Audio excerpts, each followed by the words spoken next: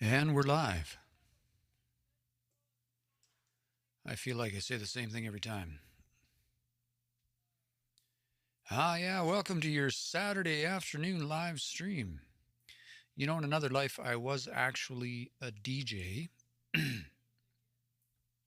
so many years ago. Seems like another lifetime. We'll give this stream a minute to get warmed up today. Oh yeah, get my comments open here. I'm still very much getting used to this whole streaming thing. That should work. I wasn't going to dive as deep into the tech today. Today I wanted to talk about strategy. Oh, but I also want to show off this tweet. I saw this. I follow this account, or did. There's this account on Twitter called Internet of Crap, I'll say. And in this particular case, this tweet is, just went to a cafe for breakfast. The menus are brass laser etched QR codes bonded to the tables. And they all point to localhost. Womp womp. I wonder what a brass etched, a laser etched QR code plate is worth. I mean, the fact that they're bonded to the tables, I think, is the fun part, right? That they would have to, replace the tables or potentially damage them to fix the problem. Pretty fascinating. Anyway, don't be this person. Just saying. Not a great idea. All right.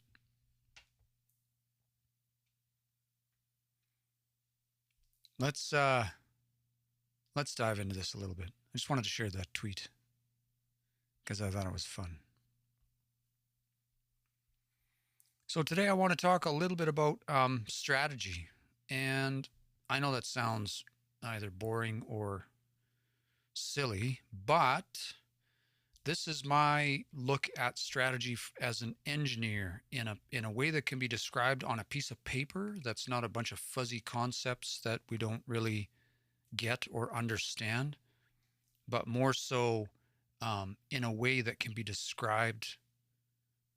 I like to point at things. I like when I worked for a sign printing company quite a while ago, and they laughed at me a little bit because I put this giant piece of plexi acrylic on the wall behind my desk rather than a whiteboard. They had it available, and I put it on standoffs, and I would draw on it constantly because I like to point at boxes and things. So I'm really drawn to this particular method of talking about strategy. And when we talk about strategy, I subscribe to the Simon Wardley method. It's called Wardley Mapping or value chain mapping. And so we're going to walk through that. It's very simple. We're going to end up with a piece of paper. It's a one pager. Again, and the whole goal behind this system is that anybody across any department in your organization can point at the same piece of paper and talk in like a common language, right? Which is one of the challenges. So my background is in software engineering, and looking back over my career, one of the biggest challenges that I've seen at every single organization, whether I realized it or not at the time, was that we had communication problems, right? We were maybe using the same words, sales team, operations team, or whatever management team or whoever, and then the engineering team or maybe the design team or something. We're all using the same words. We're all using the same, like lingo, but we all actually understand those words to maybe mean slightly different things. So if you're not, we're going to go through this really quick, and it's super easy to understand, but you can just look up Simon Wardley. He's a really cheeky sort of English guy. And the video, if you want to dive into this later, is called the one you look up. If you Crossing the River by Feeling the Stones. And it's a fantastic, if you're interested in tech strategy, business strategy, is a fantastic use of 45 minutes of your time to go and watch one of his videos, because they're really quite entertaining. But we're going to go through that really quickly here today and sort of justify why is the adoption of new technology important for our organizations and our businesses. How do we quantify this? Or sorry, qualify this. How do we qualify this with a piece of paper so that it makes sense to people? Because again, Simon Wardley's whole sort of premise is that CEOs in general kind of don't actually, like when you read Forbes magazine, we start talking about like the size of people's earlobes and stuff, and it just doesn't make sense. So this is sort of looking at strategy from the perspective of, let's make this make sense.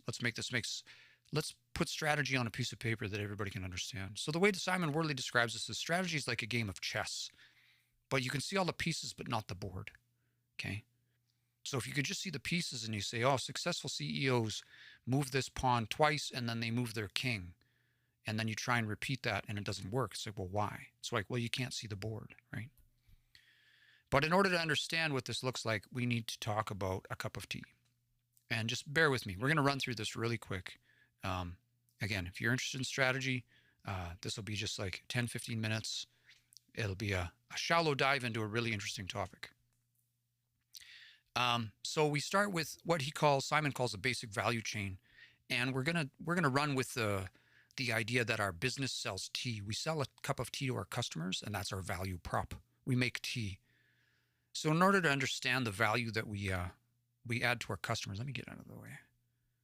The value that we're adding to our customers, there's two sort of, we are the business and then our public. So from top to bottom, this is our value chain. To make a cup of tea, we must have hot water, we must have tea or tea bags, and we need cups, right? And so as we get further down the value chain, hot water is going to require obviously water, and then kettle, and at the very bottom we have power. So this is just like a really basic value chain a la Simon Wardley. Visibility is sort of like more visible things are at the top, less visible things are at the bottom. Now to get further into our sort of chessboard, we're going to talk about the evolution of technology, okay? All things that are, all ideas, all thoughts, all technology follows the same diffusion curve, okay? Everything starts out as an idea, every piece of technology. Eventually, assuming, it's a good idea, it will become something that is custom built. Somebody will build custom versions of this. We'll talk about examples of this in a minute. Then eventually, assuming there's some degree of adoption, it will become a product or a service. And then inevitably over time, it will become a commodity, okay? All things go through this. So here's an example. This is the original patent for like telephone, right? The idea.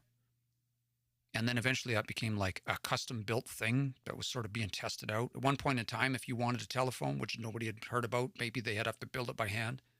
But eventually that became a product. Okay. And you could just buy phones, right? And now we don't typically think of maybe a cell phone as a commodity, but Simon Wardley's argument is, you think of commodities like gold or silver, but how many people do you know running around with gold and silver in their pockets? Everybody has a cell phone, right? So this is definitely a commoditized product. And if we look at back over history, all things have followed this adoption curve. Everything from the telephone, the refrigerator, stove, microwave, the TV, VCR, internet, so on and so forth. Right? So what Simon Wardley did was he combined these two things together. He took the value chain and then the evolution of technology, and he puts them on the same graph. And so we take that same cup of tea that we talked about a minute ago, our value chain, and we put it on this evolution graph. We have 4 boxes here, okay? We have sort of that Genesis box on the left. We have sort of custom built. Here's the next box. The next box is, our left to right is our evolution of technology over time, from Genesis to commodity and utility. So looking at this, we have the same cup of tea. We have, we could argue, we get to argue about this. We get to argue whether or not tea and cups and water, if they're products, if they're commodities, we get to have a conversation about this. This is what's cool about this method.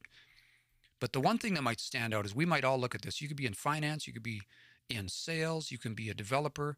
We can all look at this and be like, why are our kettles custom made? Right? Why are we custom making? Like maybe that's our value prop. Maybe somebody comes into our business for a cup of tea and we hand make the kettle in front of them. Right? Maybe that's the value proposition of our business. But we all get to point at the box and be like, why? Why are we doing this? Right? And so the natural inclination here would be, well, why don't we just use off-the-shelf kettles? If we want to optimize things in our business, why don't we just buy a kettle instead of making them by hand? This is a contrived example, so just play along with me here. And so there's this other concept in business, and this is actually really important. I think a lot of people don't think about business, software, tech, all of these fields, called inertia, the inability to change. Okay. When we think about this, the two hardest things in business, every business has the same two problems. One is change, the other is communication. Change isn't just hard because, we need to, change management or whatever. Some people don't want to change, and businesses don't want to change because we're used to the successes that we've had in the past. Migrating to new systems is hard. Training people on new systems is hard, right? Getting data moved around, making sure all of the pieces work. That's why change management kind of exists, right? So we call this inertia, the failure or the resistance to adopt new technology, right? That's that little black bar there. Some things don't change because we're just used to the way it is, the way it works. And so just to reinforce that idea, all ideas and all things will start over here in this idea phase and will eventually evolve. Given adoption, they will eventually evolve through the custom build, through the product or rental, into the commodity and utility side. All things will follow this pattern. And then, hey, Arvin, sorry if I'm moving a little bit slow. We're going to be at this for a few more minutes. Might be a good time to scroll. Yeah, hope you have a great day. So from this commodity side, once something is commoditized, we're going to talk about examples of this in a minute. Okay. Once something is commoditized, ecosystems will naturally develop or be built around that. Okay.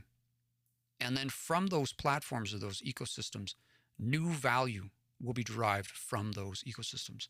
So one that comes to mind is, the internet's an obvious one. Or something like this is, by the way, this is Amazon Web Services business model. Okay. Let me just back up a couple slides.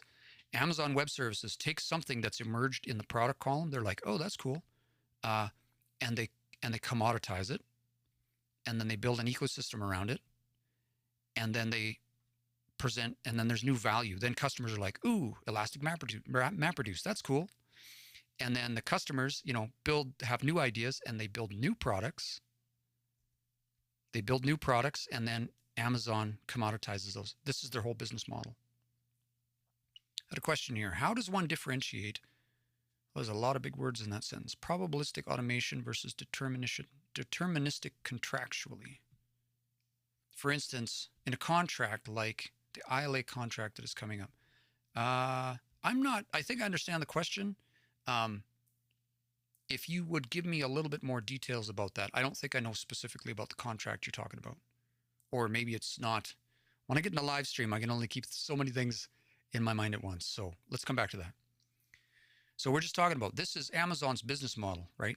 Commoditize a product and then allow people or let people build new higher order systems. New value is derived from that, okay? So then those systems naturally also will go through this same process of becoming custom built, then becoming products, and then eventually also commoditizing. All technology follows this curve. So we've seen this with power. So from the original sort of like metal and acid battery to custom built models, eventually products where, 150 years ago, you could, 150 years, you could go out and buy power plants to sort of, right, But now we don't think about power. We don't think about it. In almost any place you can go plug into something. Okay. From the commoditization of that, the standardization of that, the means of production have gone through the same process. Okay. From that, the manufacturing systems, right? Standardizing nuts and bolts and things like that has become commoditized. We can say this about just about all systems that we see nowadays, whether it's our commerce systems, our distribution systems, our communication systems. All of these things have largely become commoditized through this sort of value chain, if you will. That tool is called, what is it called? Screen Brush. Yeah, it gives me a couple nice little hotkeys. I can like point and make these little things happen. I can draw. And this is called the flashlight. Yeah. So how does this apply to our business? Why is this important? I like this stuff because I talk with teams and companies about this. When I use this statement fairly loosely, every business is a technology business in the sense that every business is fundamentally dependent upon the technology that we use day to day. So like we are using so many pieces of software, like so many, like how many apps do you have on your phone right now? Right? Most of our business is run from a cell phone, or yeah, I still use my laptop, obviously. But if you start to look at all of the different pieces that a business needs in order to operate today, right? You need all these things. You need a social media presence. You need task management. You need accounting. You need a website. You need to have manage your customers, messaging, all of these different things. And so the question is, for your, say, leads management system, your reputation, right? Are you managing that in a custom way, which a lot of people do? Like, I know a lot of businesses that don't manage their reputation. They just don't respond to people at all, right? But there's the opportunity now to automate some of those processes. There's the opportunity now to put systems in place so that some of that can be maybe not 100% automated, but at least, it's being managed, right? Wet Salt says, what is the best way to ask and or create a knowledge for chatbot for client? You're looking for a vector database? We can talk about that in a minute. We'll come back to it. I would recommend, there's lots of tools out there, like maybe Cassidy AI might be good. Voice Flow, something like that.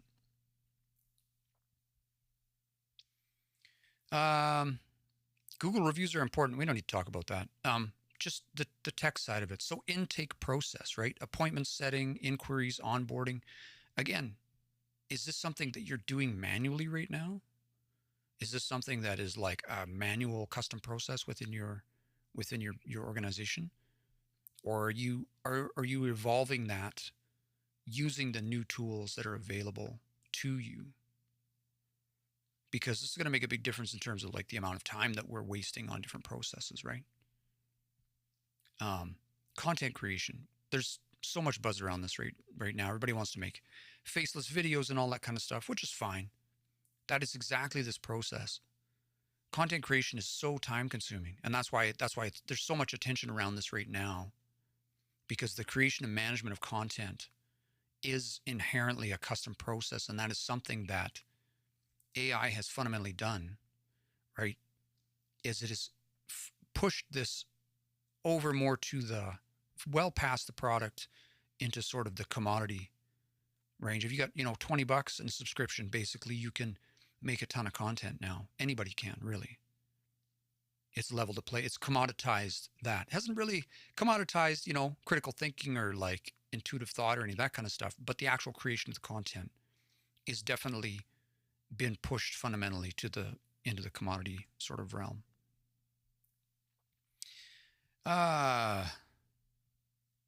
So Wet Salt's question was about knowledge for chatbot for client regarding the data gathering. Many companies don't have anything besides a website. So start with the website, but then interviews.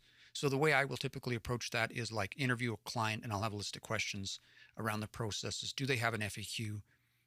We can get, if they have communication with their clients right now, You can go back through their emails and find out what kind of questions that their customers have asked. You can automate some of that process. And then talking to the staff. What are the things that people would want to know? I would start there. Apple user, how can I get into this? There's a video here. If you Google crossing the river by feeling the stones and you watch any of one of these videos by Simon Wardley, go ahead and grab a screenshot of that. And it's well worth the 45 minutes or 55 minutes of your time. He's very entertaining, but also super smart guy. And I've watched these videos and much of his stuff like many, many times. There's lots in there. So all of these processes, we're talking about the importance of why is it important to adopt new technology in business? Can we qualify this with a piece of paper? Can we qualify this with a graph, with a one-pager, right? Because all of these systems in business, whether it's onboarding, marketing, administration, training, all of these things, the evolution of technology means that these systems are evolving and becoming commoditized over time. And with the commoditization of these systems, new higher order systems and new value is being derived from that. Right? Our processes. I know businesses that are still, there's tons of businesses that are still doing things in emails, by hand. Everything is custom,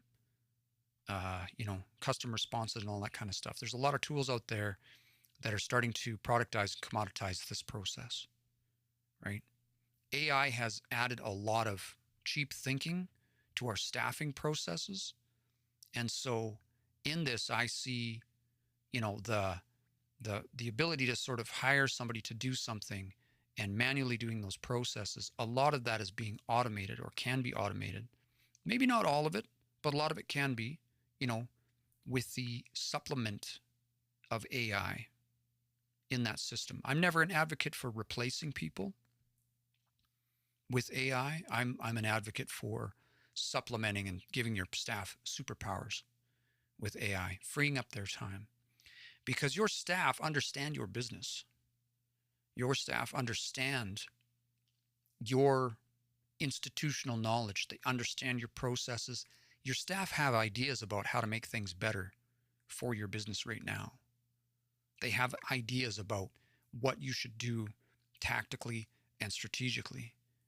But they might just be too busy to enact on that stuff, right?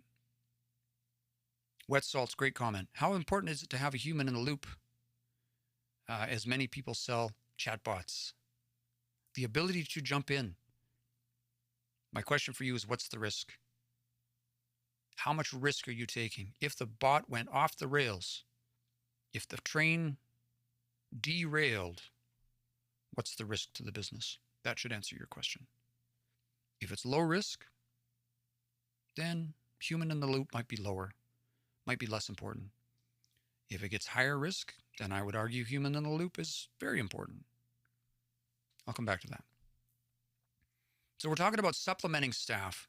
The implementation of AI has allowed us to, has basically commoditized some forms of thinking, cheap intelligence. And so some of our processes through automation also are starting to be systemized or maybe commoditized, if you want to think of it that way. And a lot of businesses are going to have resistance to this change. This is fundamentally my business model right here. I work with organizations to get from here to here. Because all businesses, whether they like it or not, have inertia. They have resistance to change, not because they don't want to change, but because businesses are complex and there's a lot of pieces. There's training, there's data, there's integrations, there's past success. We're happy with the way things are working now. Or maybe we're just busy. This inertia, this inability to change what we're doing right now, it may very well just be, we're just too busy. We're just too busy to fix this problem. And so while technology has gone ahead and evolved and commoditized on us, we might sort of be stuck here. And I work with a lot of businesses like that. So with that new, cheap thinking with AI, then new value, higher order new value systems come out from that, new possibilities. We're seeing an explosion of tooling now. We're seeing an explosion of new value propositions on the internet right now, right? And so we've sort of got, and this is the punchline. Somebody asked me to get to the punchline earlier. If you don't know me, I move a little bit slow because I think let's not be in a rush. Let's not be hasty. You've signed up for the end moot here. No, I'm just kidding. Not quite that slow. But if we can't take the time to communicate things, again, back to our two problems, change, communication. If we're not going to take the time to try and communicate these things, then we're not going to get anywhere, in my opinion. Here we've got two paradigms. We've got this old paradigm. This is the old way of doing things. And so this is what I ask. Are you operating in this old paradigm? Are you using systems from 10 years ago, or in some cases 20 years ago, to operate your business?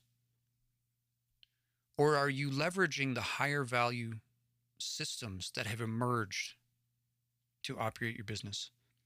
These aren't just different systems. These are different paradigms, right? The way we communicate today in 2025 is not the same as the way we communicated in 2015. And it's certainly not the same way we communicated in 2005. Not all of us are, maybe some folks around 1995, we didn't even have cell phones. I think I got my first cell phone in maybe 96, 97, something like that. Maybe it was 95, maybe a little flip phone, somewhere in there. And they had, my first portable phone was this giant brick looking thing.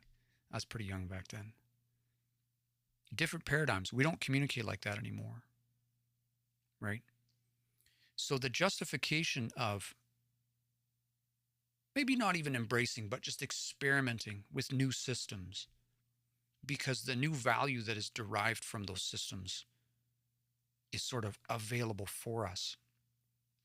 But we're either not sure how to leverage that, or maybe we're just too busy. And because we've been successful, it's very easy to get complacent and say, we'll worry about that later. I do work with businesses who are operating in the same paradigm as they were 20 years ago. And now they're in a place where they recognize that they're in a vulnerable position as an organization, and they're not sure how to get caught up. And again, it doesn't have to be hard. Here's some examples of this. So custom accounting might be like pen and paper, right? We might be using, and then the product version of this is, QuickBooks connects with your, we can argue about where these dots live on this axis. Maybe QuickBooks is a product that automatically pulls in our transactions. I'm not sure how AI is going to fix stuff in accounting, but I'm sure people are working on this right now. There's a lot of opportunities to maybe derive insights. On the intake side, do you still manually answer the phone? Do you have somebody in your business answering the phone? I'm not saying that's a bad thing. There are a lot of automated systems that we've played with, chats and services and things like that. And now with AI, and again, this isn't always a good thing, but people are fundamentally deploying AI chatbots on their websites, whether we like it or not. And I'm sure some people are having success with it. I'm on the cautious side of things, so we'll just wait and see how this plays out. I think there's a real opportunity here on the training side, right? And on-the-job training is definitely a good thing. We should never replace this. But we should also have documentation. And there's an opportunity here. I use, AI in my day-to-day as a software engineer. And I learn stuff from ChatGPT every day. Maybe a language I haven't used, or maybe some other process that I'm not 100% familiar with.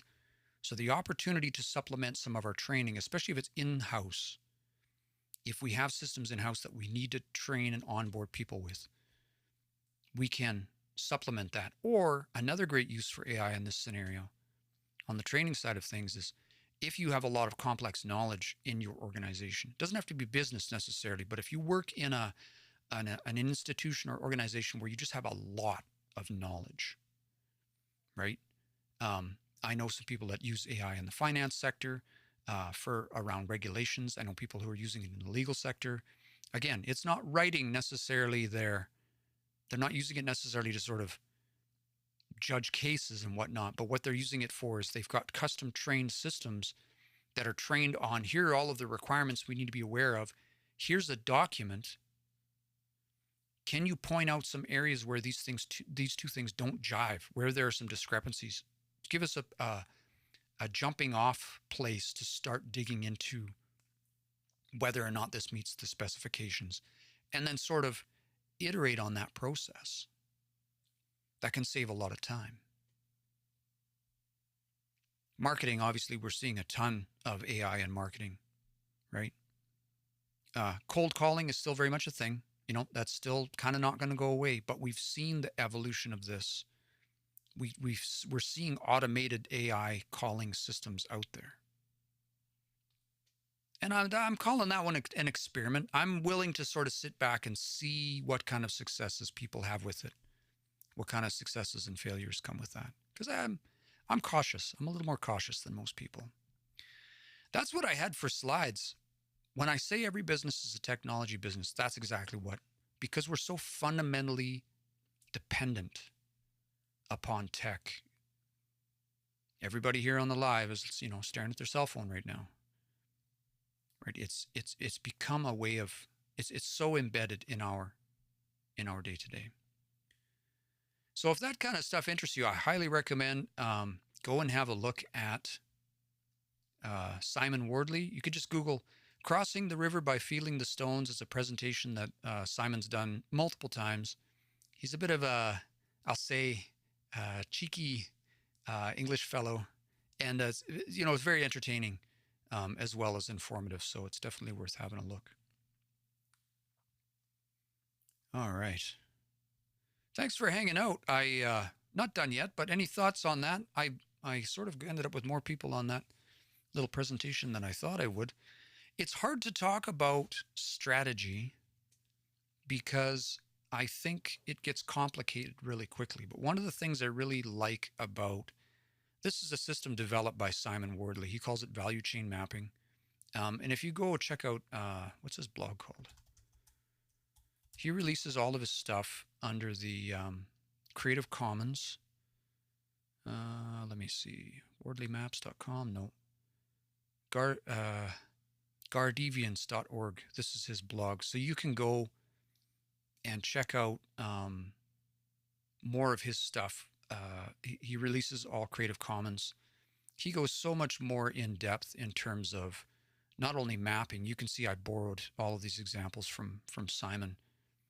And his whole background is about, he used to work at a company called Fotango prior to moving on to Canonical. And he was responsible for taking Ubuntu, which was at the time an obscure desktop operating system, and taking it to be the biggest OS in the cloud. Because he sort of went through this process and recognized what was going on. And again, his talks are super entertaining. I was looking for, let's look up doctrine. He talks about some things, not only from the strategy side of things, but he also talks about what he calls doctrine, which are basic principles. And we'll sort of skip all of the fancy words, things you can do in any context that will add value to your situation.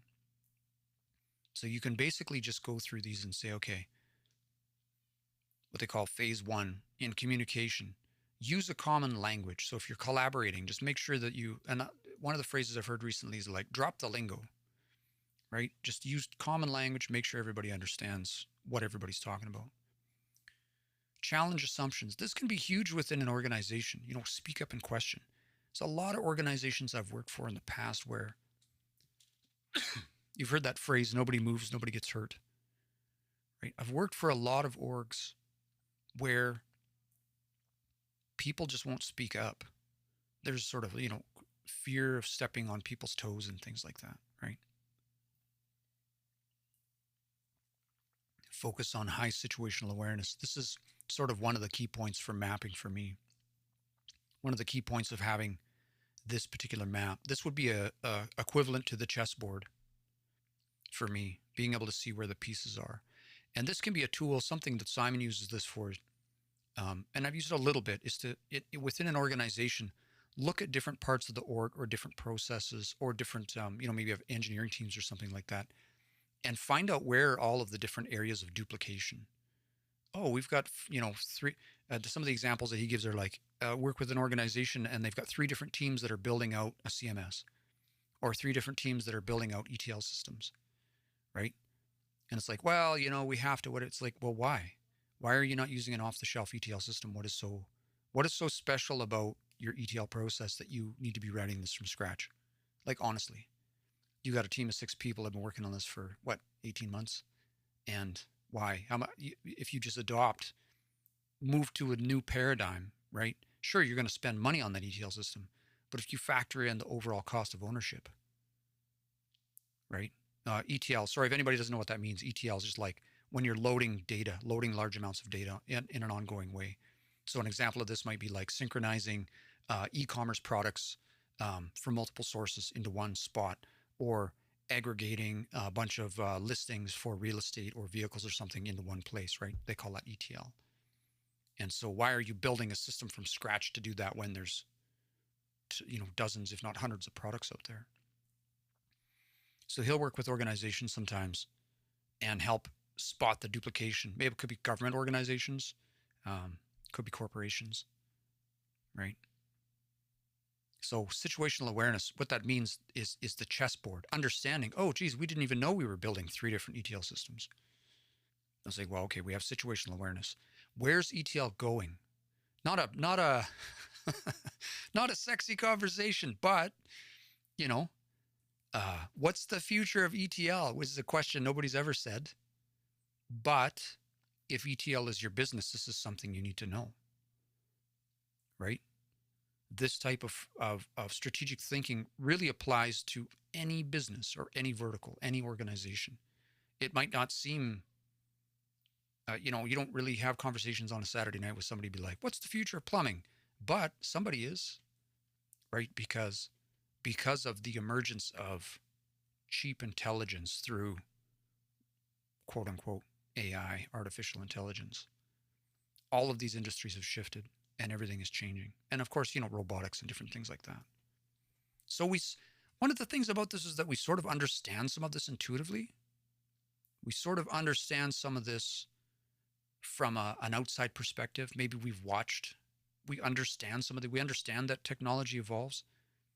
But the great thing about this particular process of mapping is that we can get it on a piece of paper and we can argue about it.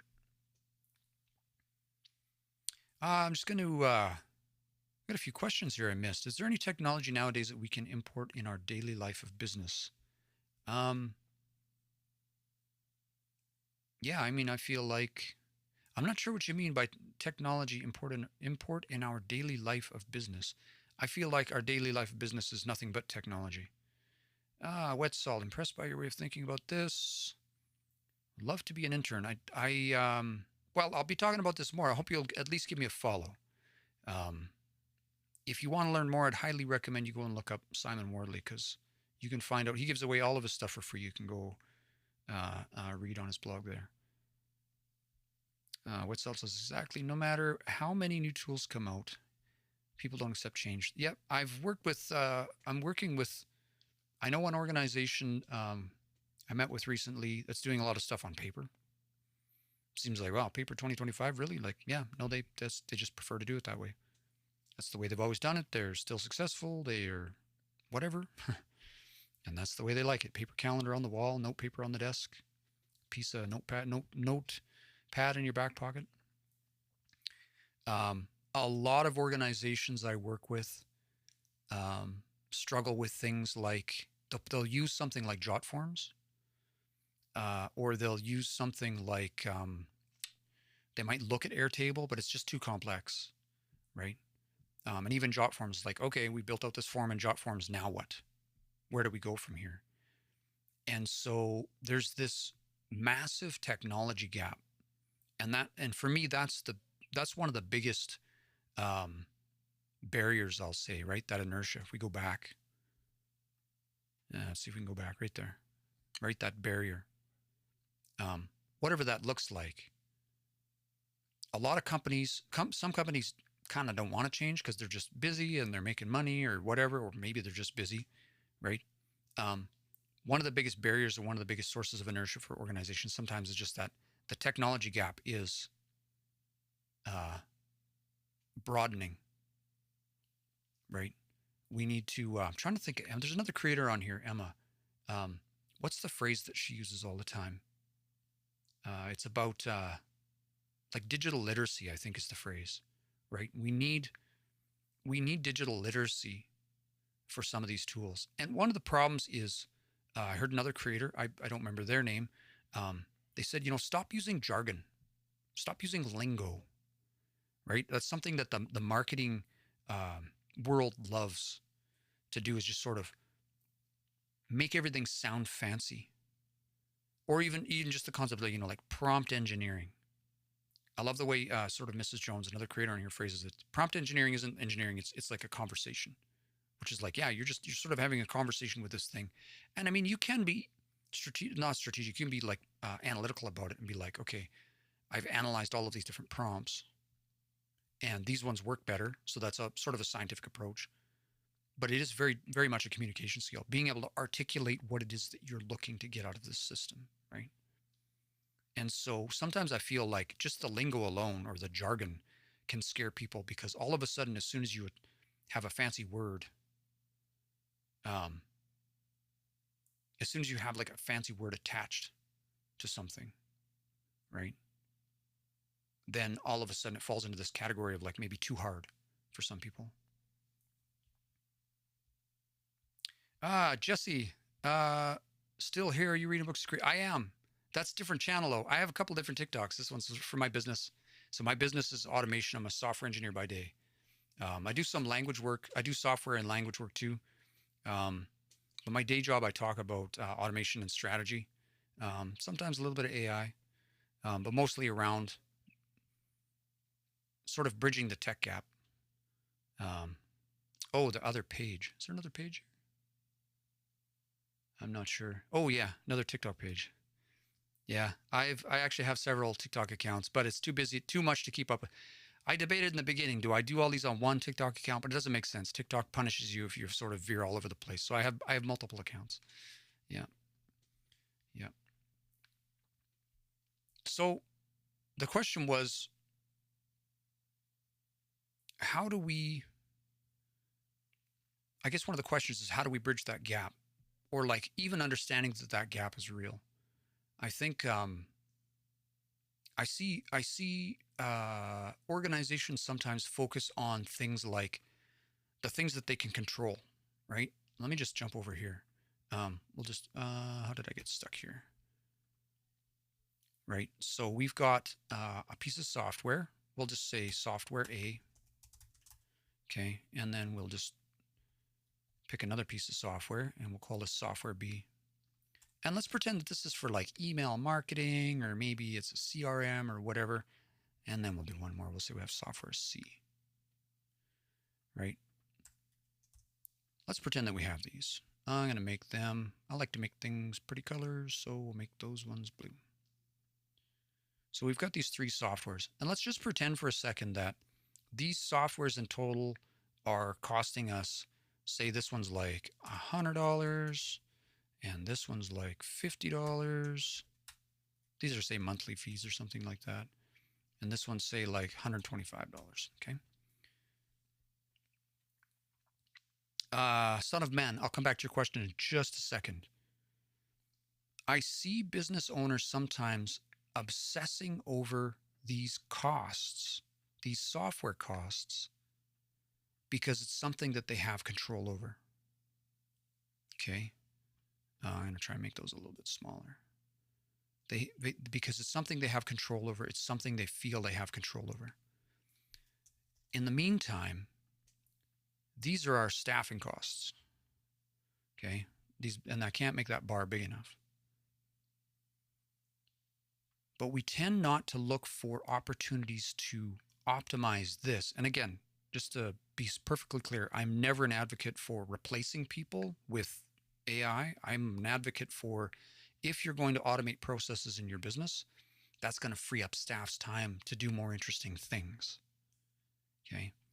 But we assume sometimes, because we don't have control over staffing costs, but we do have control over these software costs, we'll spend a disproportionate amount of time on how can we reduce that $125 a month, when over here, let's say our staffing costs are $15K or something, or $20K, $100K, whatever that looks like.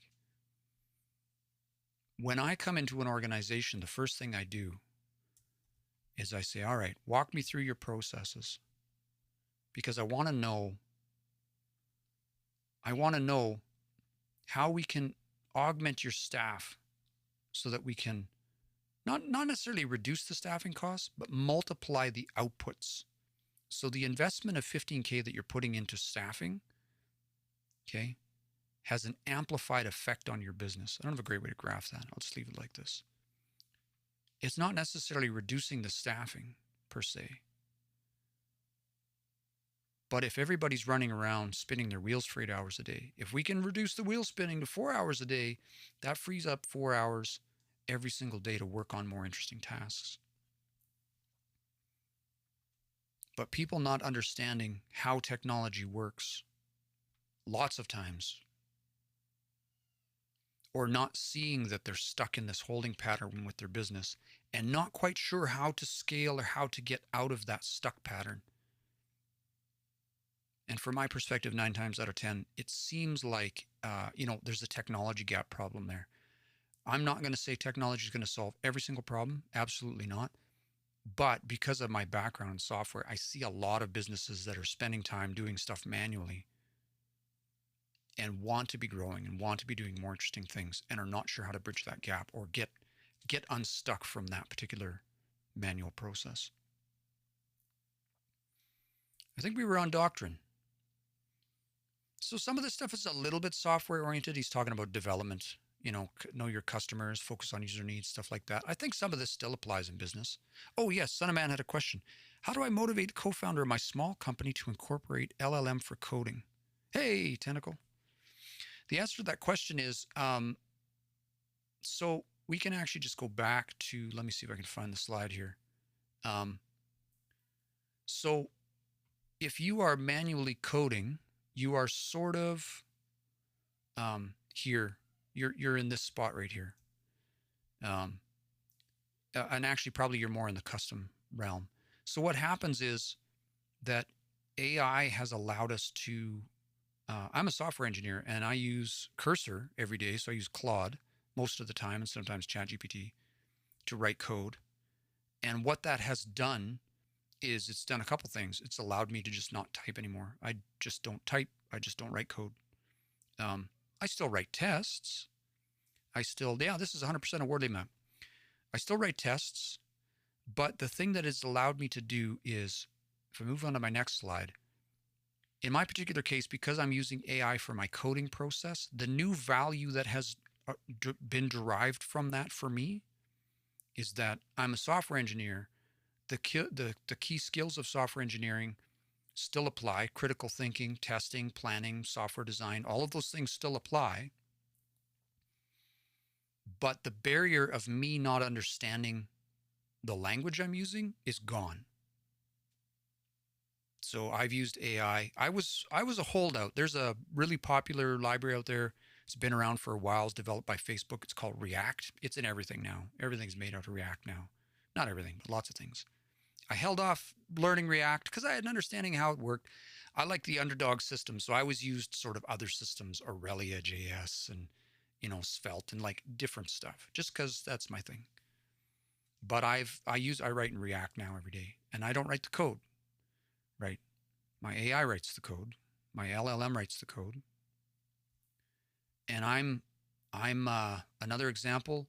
Um, I was working with React Library the other day to build a concept for another planning tool that I use, and it legitimately would have taken me probably a weekend to do just by myself, figure out the pieces, read the documentation, plug everything together, get it working. I no word of a lie, built it in 20 minutes. I didn't have to read the docs. I didn't need to understand the whatever. I can still look at the code and read whether the code makes sense or not, whether things are formatted the way I want. I'm still testing the interface and I can see whether it's doing what I want or not. I didn't write any of the code. So the higher value there is I get a lot of time back, but I also get to access libraries and systems that I don't have in my gray matter right now. Right. Another perfect example, because as a software engineer, every once in a while, I have to get into CSS, right? I use Tailwind or whatever because I'm doing some stuff in like Next.js or whatever. And so, but I haven't kept up with CSS and all of the fancy tricks that you can do and everything. Like, I mean, I can do it. I can get in there and I can make the page generally look like I want it to, but I haven't kept up. I mean, I've been way more into like the infrastructure side of things. I've been way more into, some of the management and strategy and this kind of stuff. We're looking at a Wardley map right now, right? This kind of stuff. Spend a lot more time sort of zoomed out. I know how CSS works. I know it's changed. I've seen some of the changes, but I don't have to write CSS. I'm working on a project and I'm just like, cursor, this is what I need. And it goes splat and it either works or it doesn't. 9 times out of 10, 8.5 times out of 10, it works. Or just ask for some changes. Yes, I use cursor.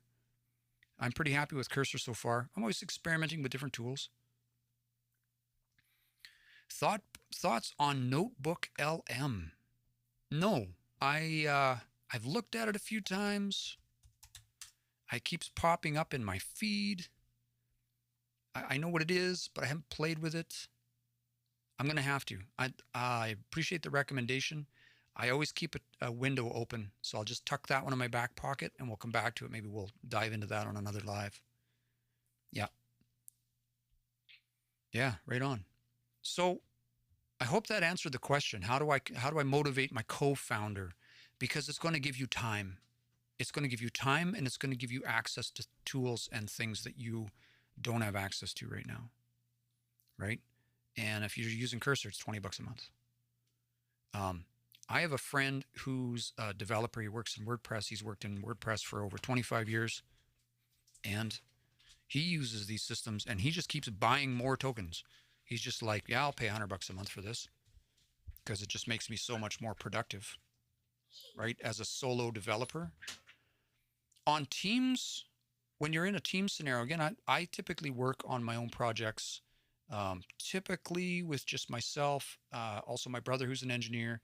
We'll go back and forth. Again, I'm sort of like driving the bus when it comes to AI and cursor and things like that. I have a pretty good idea what I want my code to look like when I'm coding. It definitely makes me more productive in the sense that I don't have to write the code.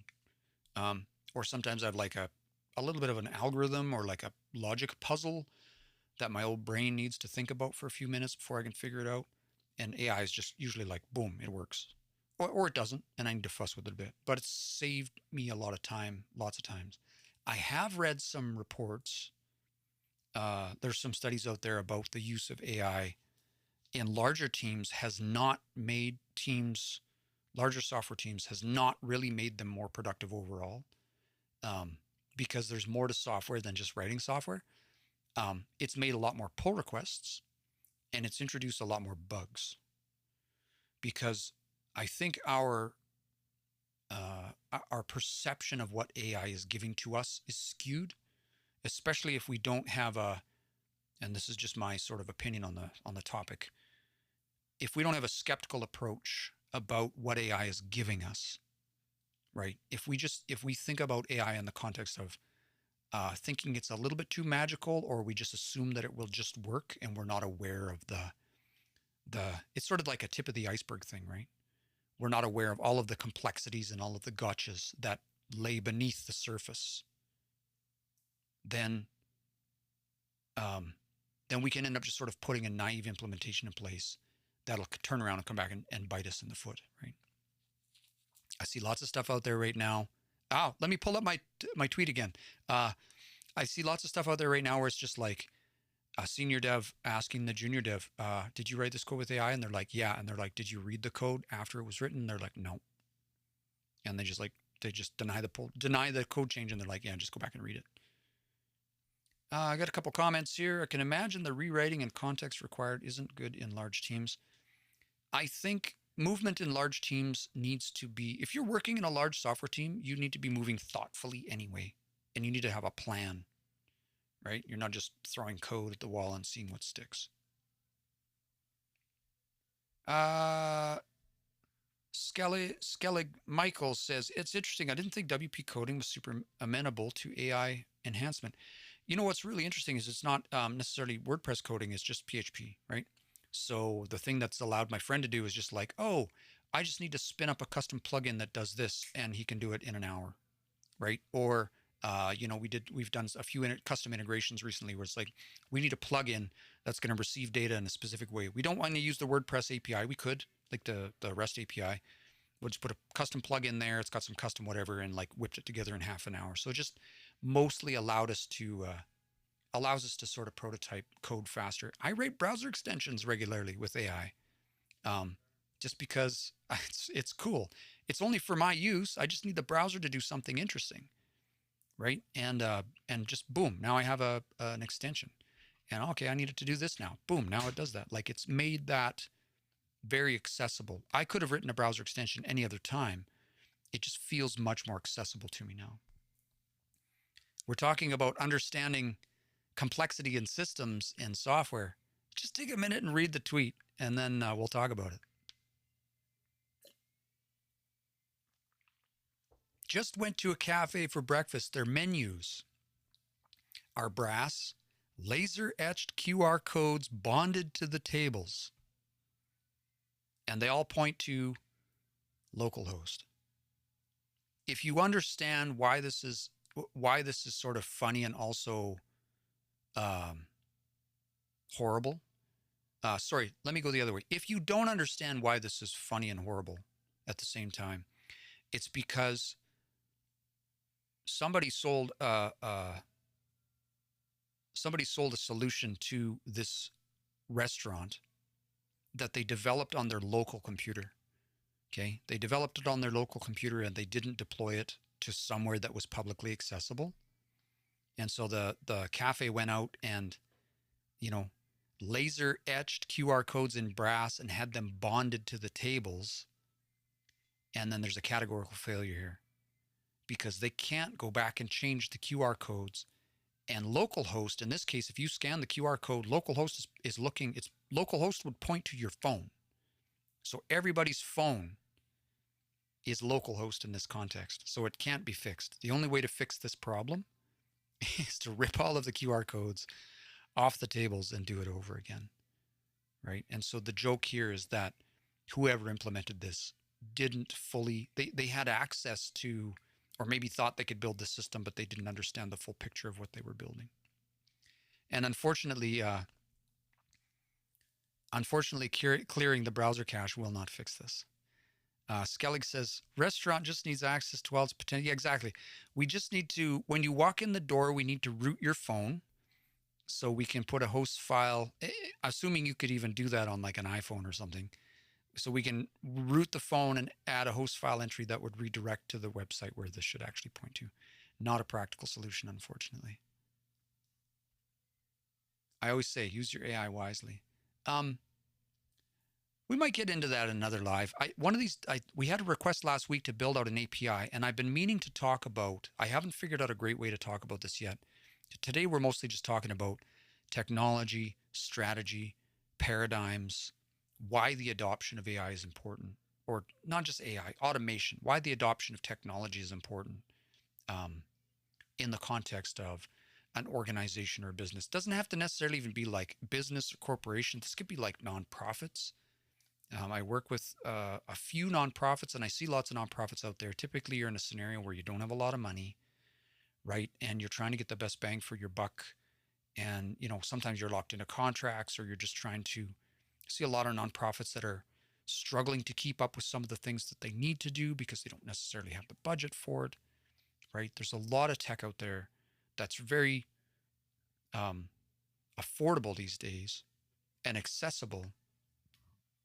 The flip side of that being that inertia, that people just don't quite uh, maybe don't have the understanding or the skills on how to access that.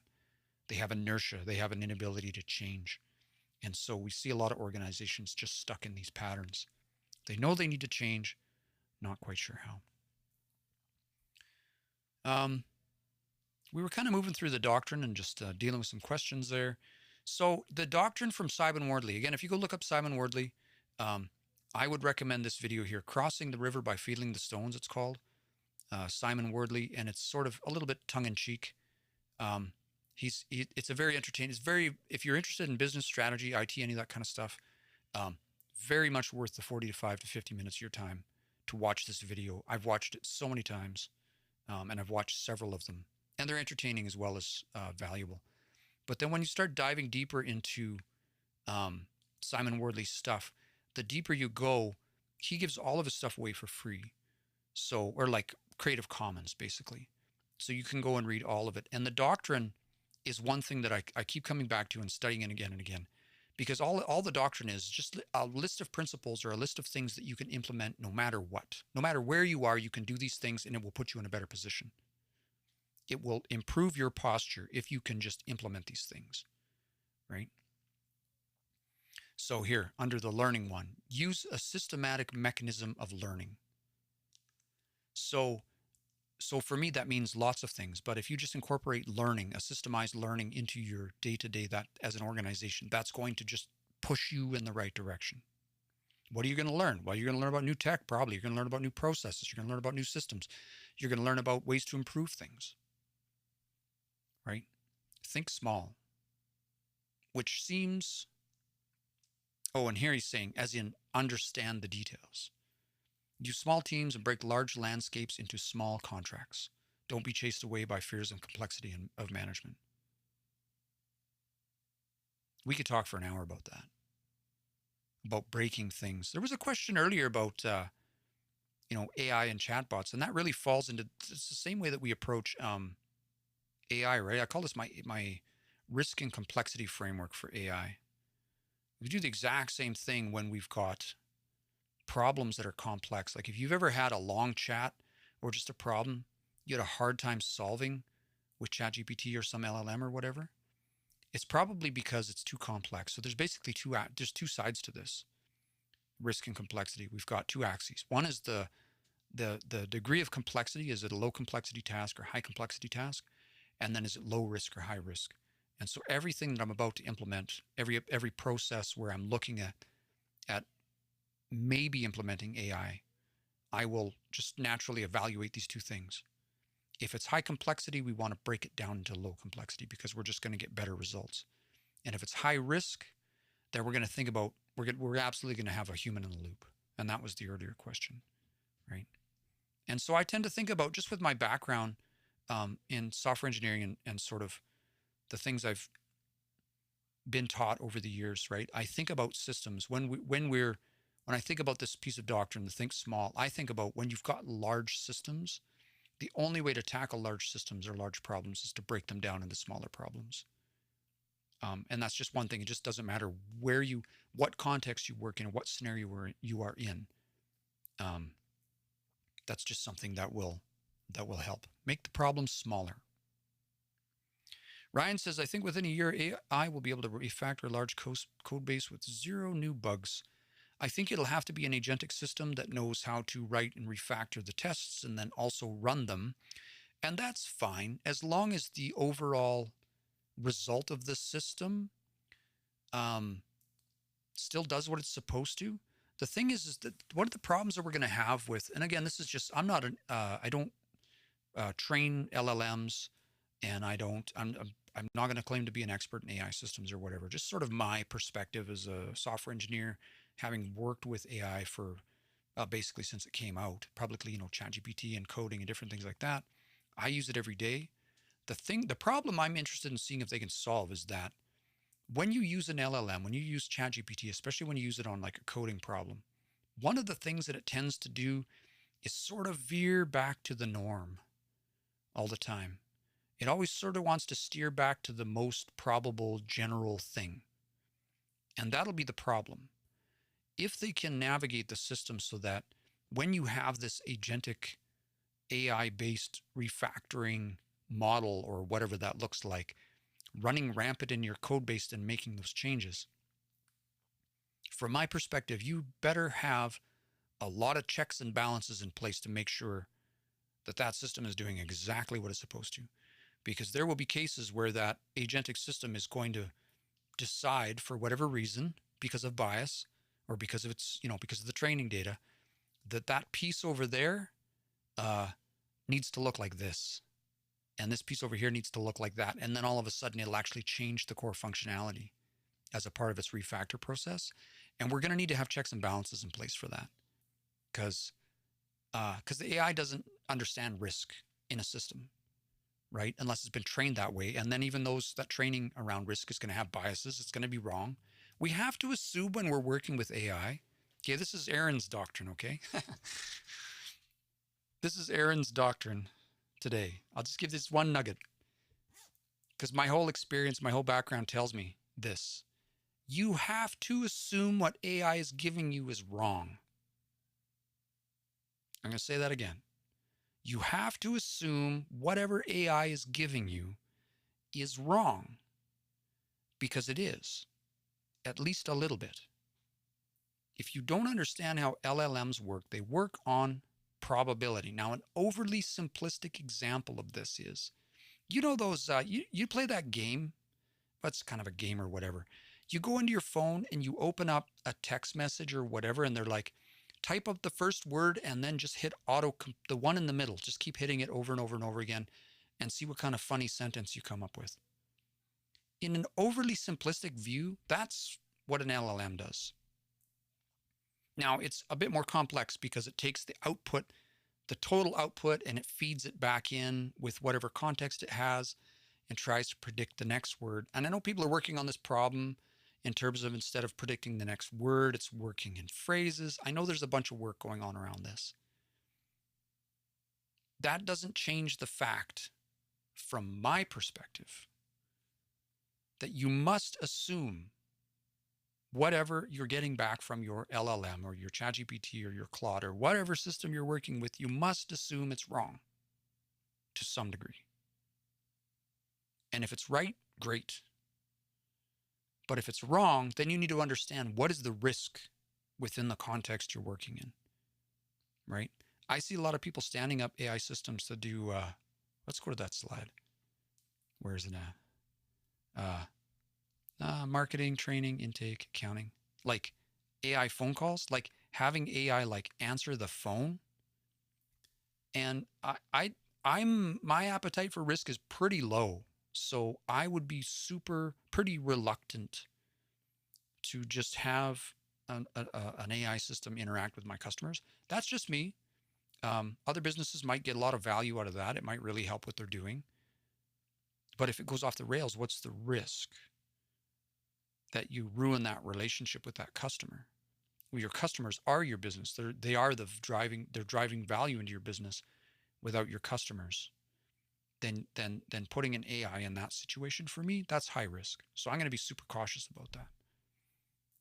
And the situations I tend to put AI in, where I do use AI, I'm just having the LLM or something make a very small decision. Just the smallest decision possible. We come back to my framework. If you have a high complexity scenario, make the complexity smaller. Give the decision you're asking from your LLM. If the decision is very small and you have a lot of context to support the decision either way, and then you can say things like, make sure you justify the reason, give me reasoning for why you've made the decision either way, you'll typically have a good time. But again, if it's a high risk scenario, I'm not going to automate that process. I will probably have it suggest a draft or make a recommendation or have redundant assistants or bots or something double checking the work and then still have a human in the loop.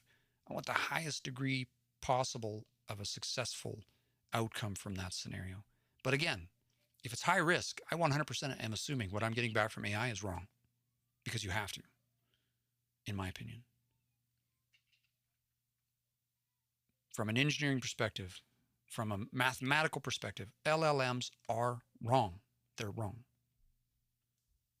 It's how much they're wrong that you sort of need to understand. Tentacle says, you need to repeat the request and check if it's changed. Then it's hallucinating. Yeah, and it can. I mean, don't get me wrong. I use ChatGPT every day. I build custom assistants every day. I build custom GPTs every day, and I build these things, and they still like. There's still some things where it's like I feel like my instructions are super clear what I want from you, and I'll fire up that custom GPT and ask it a question, and it'll just, I don't know, ignore my instructions. Not sure why. So it's, and I only have so much patience for that sort of whack-a-mole game. Just again, I've had a long career in software. I'm usually playing whack-a-mole with my own stuff. I don't need to play whack-a-mole with AI. All right, let's get back to our doctrine here. So if we jump into what he calls, so Simon Wardley's broken this down sort of into phases, right? Get through what he calls the self-destructive behavior phase, and then moving into the context of where. Again, doctrine are just things that you can do anywhere that will move you in the right direction. If you don't even understand strategy, if you don't understand tactics in business, if you don't understand any of this stuff, you can still do these things and they will move you in the right direction. And that's the point of doctrine. So be transparent or a bias towards open. Now, there's a huge conversation around why open is important. And the reason is being open with systems does two things. That's not just necessarily to say like spill the company's secrets per se, but if you build systems in the open, there's a couple things that happen. Think about this. You've got a couple of competitors in the AI space, and you've got one over here that's charging you, say, I don't know, $20 a month. And then you've got one over here that's basically the same, and they open source their model and release it for free. What happens? They forced the hand of the competitor to do something to remain relevant. And open systems do exactly this. If we go back and look at this one here, let me find that slide. Open systems, we're going all the way back. All the way back. Oh, it's so many slides back. Doot. Right here. This is an open system right here. As soon as a system is open, people will begin building on top of it. Now all of a sudden you have a platform. That's not to say that, your platform's immediately going to be successful. But again, if you're talking about strategic gameplay in terms of markets, in terms of business, as soon as you open source something, as soon as you are open and people start building on that, now you have a platform and you have access to, maybe it's data, maybe it's trends, maybe it's user needs. People start asking you questions. Can we do this? Can we do that? You've got insights into the movement of that particular niche, vertical, whatever that looks like. And you've also forced your competitor's hand. They now have to do something to remain relevant. So that's what's interesting about that. Well, he's talking about communication here. Oh, and so we haven't talked about communication. So this is actually, I went off on a tangent on something else. Communication bias towards open. The reason this is important, show of hands, how many people are using maybe Slack or something, or communicating by email, or like Slack in private channels? Like nobody wants to be on an email thread, right? Like a group email where somebody's having a conversation, but it's actually like emailing 20 people back and forth. Like nobody wants that. All the hands popped up in the chat. That's fantastic. So the reason communicating in the open is so important, like there's people, and I think a lot of people don't think about this, right? If you use Slack, do I have an good example in Slack I can share with you? Let me pull up my Slack here. Right, so I'll just collapse that, and I'll just pick a general channel. All right, this is what my Slack looks like. All right, so if we look at some of this, I have two different types of channels in my Slack. I've got communication channels and I've got automation channels, and all of them are public. Okay. Communication channels and automation channels. The reason keeping them open and public is important, there's only two things that you should not talk about in the open. Private conversation, like private information, like, salaries or something, right? Or like HR stuff between you and your manager that affects you and your job, or, maybe numbers. And some businesses will discuss numbers in the open. They'll be more open so everybody knows what's going on. There's value in that.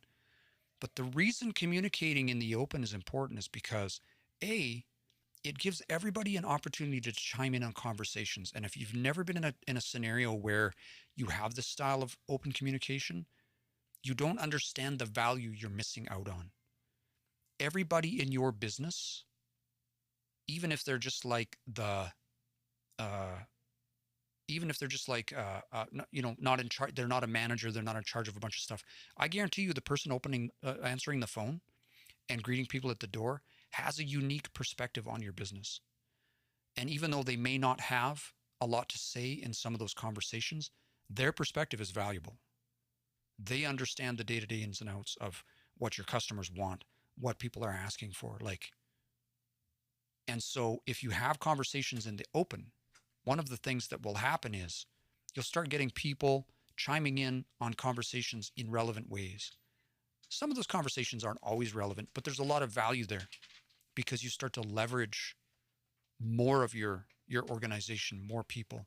And I'm definitely not advocating for like everybody needs to be involved in every meeting. A lot of the most successful organizations I've ever worked for, they just sort of have like, there are a few meetings that are sort of like mandatory for certain people, like the Monday morning check-in or something like that.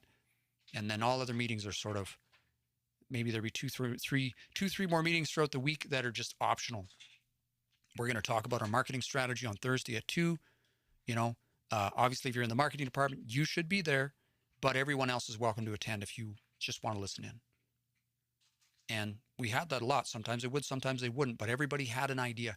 Why? Why is this important? Why am I talking about this? Why would be communicating in that be important and high value for an organization?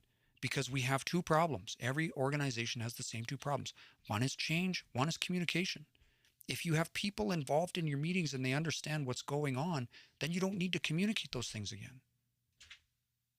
Over and over, communicate those things over and over and over again. Then we end up having more meetings. Oh, we should probably rope in Shelly. Shelly should be here for this. Then you have another meeting and Shelly gets in. Well, that was actually Dave's program. We should actually probably get a hold of Dave. Oh, Dave's not back till Tuesday. Right?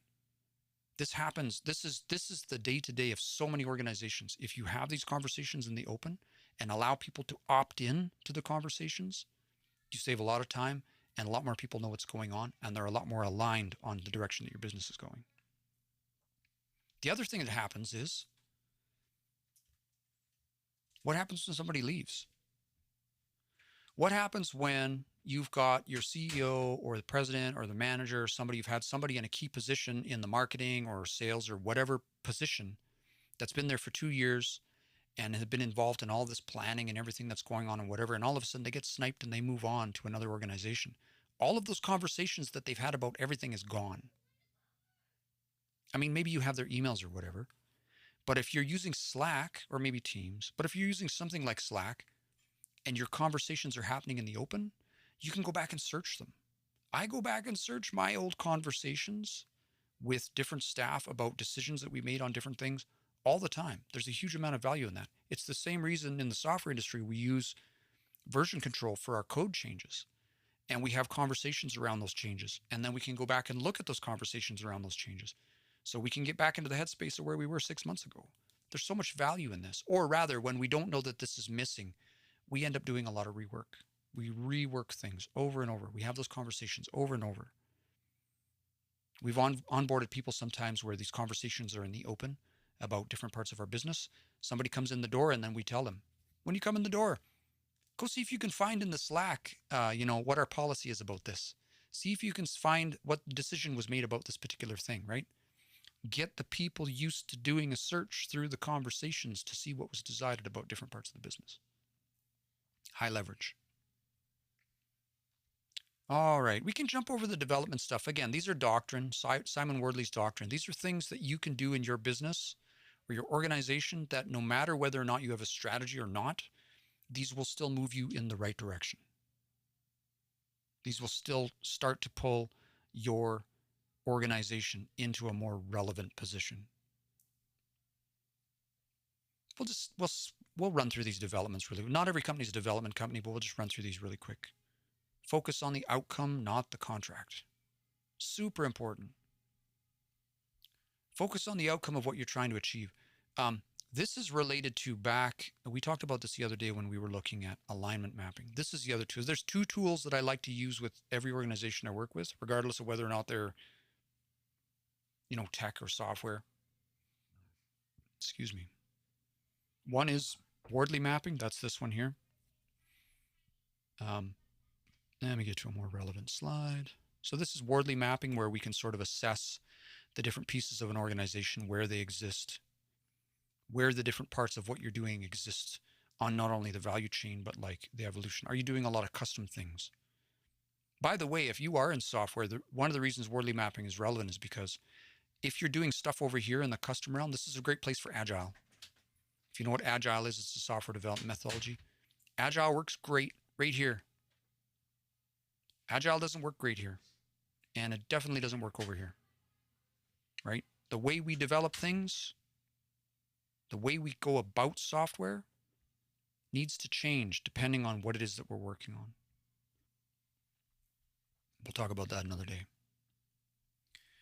So this one here, this is alignment mapping. And we would look at that doctrine, focus on the outcome, not the contract. That's the same as this. Understanding what our outcomes are. So here we have this line. On the right-hand side of this line is sort of all of the initiatives that we're doing in our organization. And the left-hand side is the business outcomes. And you would be surprised the number of organizations I work with where these things are not linked up. The business people sort of know what's going on over here, but sort of. And tech folks kind of know what's, whoever's managing the initiatives, they kind of know what's going on over here. But there's a lot of times when we haven't planned out or we don't know what these are. We don't know what our outcomes are. We don't know when we're done. We've got an idea in mind or a direction we might be pushing towards, but we don't know when we're finished because we're not measuring anything. So that's what that says to me. Focus on the outcomes. When this needle hits 25% increase, we're done. Move on to the next outcome. Be pragmatic. It's about just like keeping things simple for me. It doesn't matter if the cat is black or white so long as it catches mice. Good example. Use appropriate tools. Here he's talking about mapping and things like that. For me, this is like, let's focus on using the right tool for the job. To me would be like, nowadays, I would say, let's not write custom software. Let's try Airtable. Think fast, inexpensive, restrained, and elegant. Break large systems down into small components. Reuse inexpensive components where possible. Constrain budgets and time and build simply as elegantly as possible. This, again, was a part of Amazon's whole thing, right? Amazon Web Services was just like commodity hardware. It wasn't specialized servers or any of that kind of stuff. They were just like buying chips and RAM and built a whole cloud system out of that, right? Off-the-shelf components. Use standards where appropriate, I think is also, again, these are doctrines, so you can apply these anywhere. If there are standards in your industry, you should be using them because that's going to make you more relevant. It's going to make you more accessible. Leading, move fast. Wardley here says, an imperfect plan executed today is better than a perfect plan executed tomorrow, which I would agree with. Strategy is iterative, not linear, meaning that it might change tomorrow. You need to adapt in fast cycles according to the changing environment. By the way, if we come back to this Wardley map, if you subscribe to Wardley at all or you're just getting into this, one of the things he talks about is this is not a perfect plan. This is not a plan at all. This is just sort of what he would call situational awareness. What are the pieces?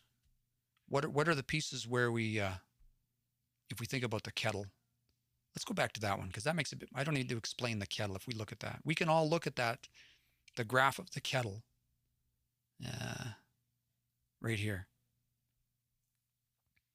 We can all look at this and intuitively, it doesn't matter if you're finance, if you're a software engineer, if you're a salesperson, we can all look at this and say, why are the kettles custom built? Why we're selling tea? We're a tea shop. We're a coffee shop. Why are we making a custom kettle every time a customer walks in? This doesn't make sense. Why are we not using off-the-shelf kettles, right? And again, I know that this particular example from Simon Wardley is contrived, but it is a really good example, right? That was strategy is not iterative. We can look at this. We can come back to this strategy that we've come up with. All right, let's use off-the-shelf kettles. Let's not build custom kettles anymore. Let's move here. What inertia do we have? What resistance to change do we have? What do we need to change in order to get to that place? Okay, now we're talking about change management. And then once we get to that place where we have implemented this part of our plan, now we iterate on it. What's the next step? Can we agree what the pieces are? Is there new value to be derived from this movement? What are the competitors doing? This is meant to be a multiplayer game. Business strategy or IT strategy is a multiplayer game. Learning, a bias towards action. Learn by playing the game.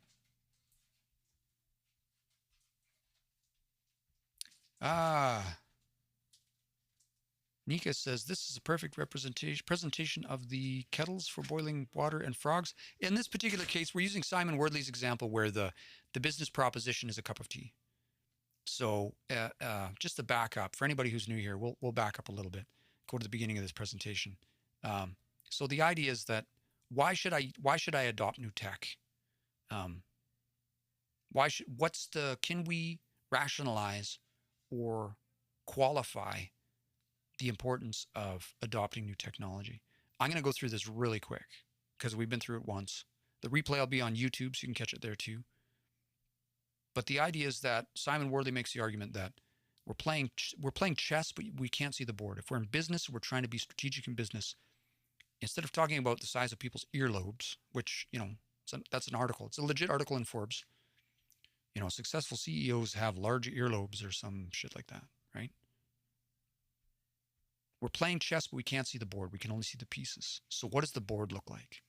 And so Simon uses the example of a cup of tea where we're a business. We sell tea. This is our value chain. We sell tea to the public, and we're a business. And so a cup of tea requires hot water. It requires tea, and it requires a cup. The hot water requires water, of course, and a kettle. And then the kettle requires power. So this is sort of just like the basic value chain. But each of these things exists in a different stage in regards to the evolution of technology. And so the evolution of technology really is just about this diffusion curve where everything starts off as an idea, eventually becomes custom built, and then assuming adoption will eventually become a product and inevitably a commodity. So we use a phone for an example. The concept of a phone, which was custom built at one point, became a product eventually. And to Wardley's point, we don't think of a cell phone as a commodity. Maybe we think of like gold and silver, something like that. But his argument is always, how many people do you know walking around with gold and silver in their pockets? Cell phone is very much a commodity. Everybody has one, or mostly. And so all technology will go through this curve: microwaves, electricity, telephone, air conditioner, color TV, so on and so forth. And so Simon Wardley's method is combining both of these.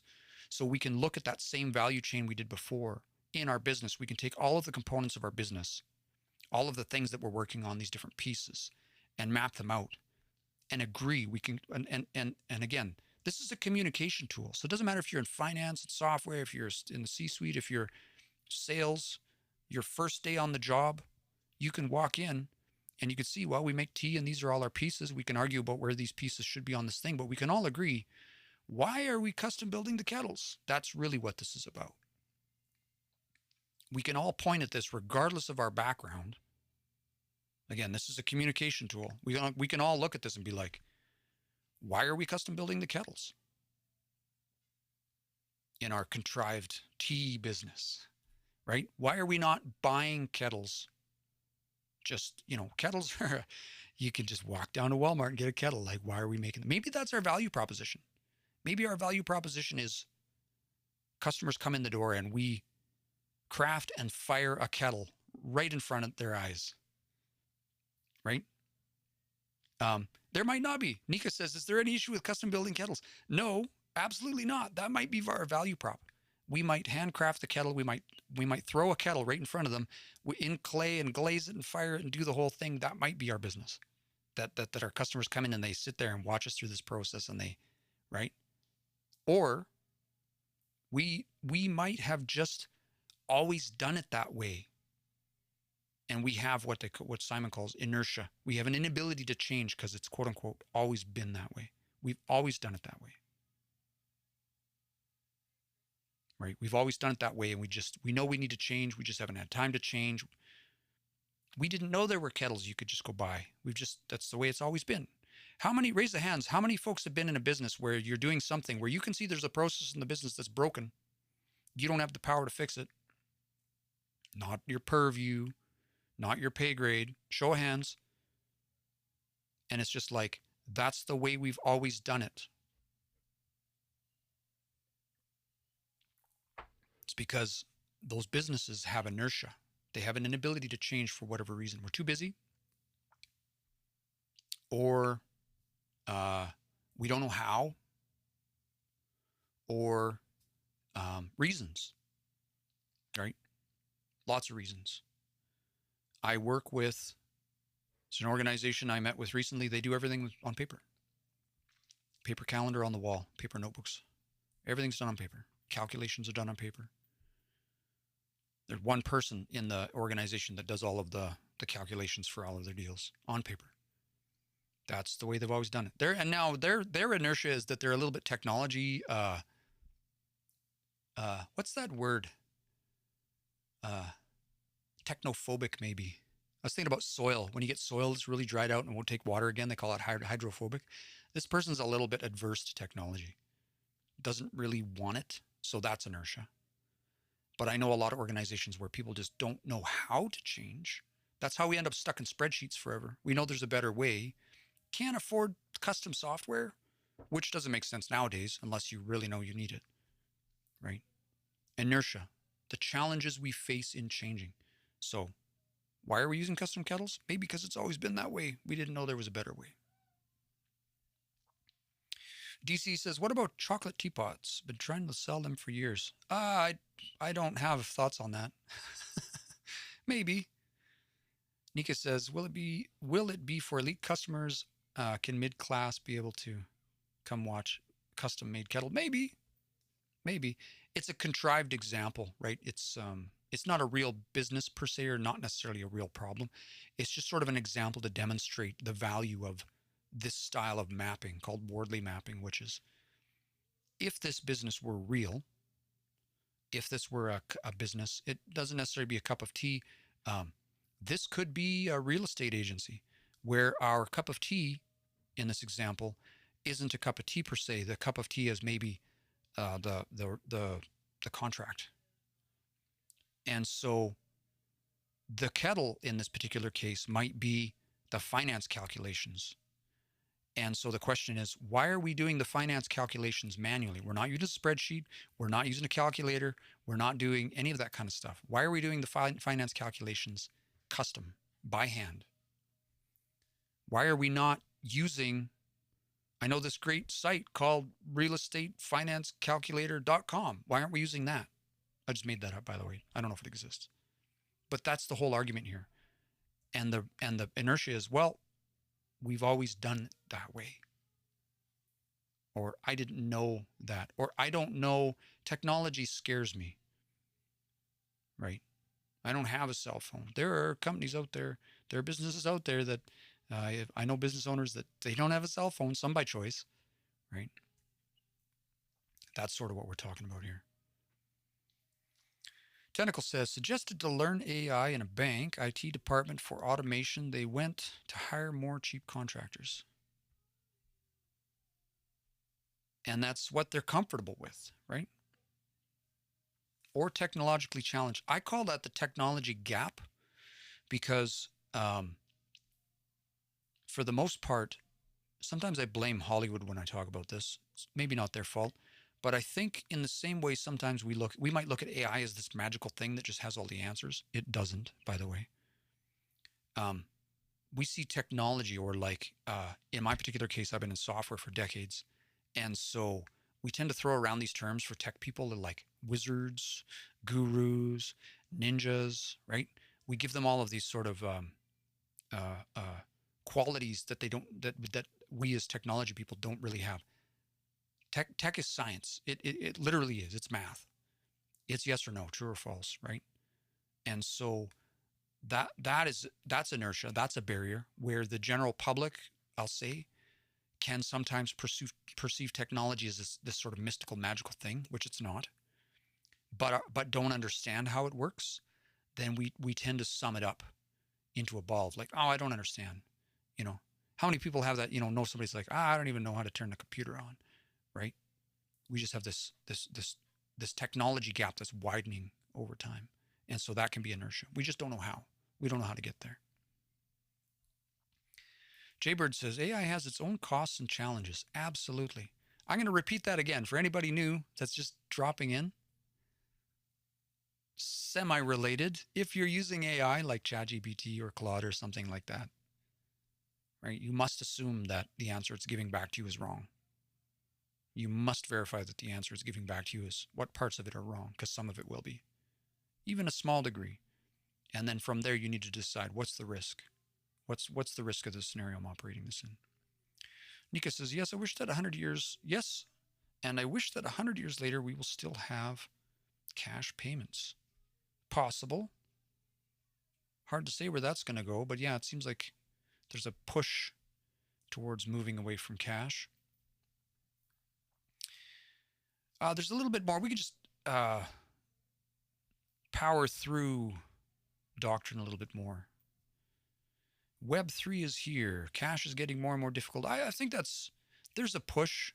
There's a little bit of resistance. I think one of the things is, even with Web3 and like all of this online payments and all that stuff, is it's annoying that there's a transaction fee no matter what you do. So every dollar that you send through, no matter what system, if it's digitized, then a portion of that always ends up in a transaction fee, which is great for the people who are managing those networks, right? I think the thing that we like about cash is that, 20 is 20.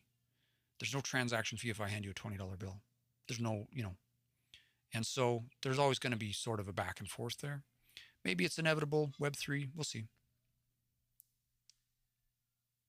All right, so we talked about leading, learning, a bias towards action. I think we talked about that. Operations, manage failure.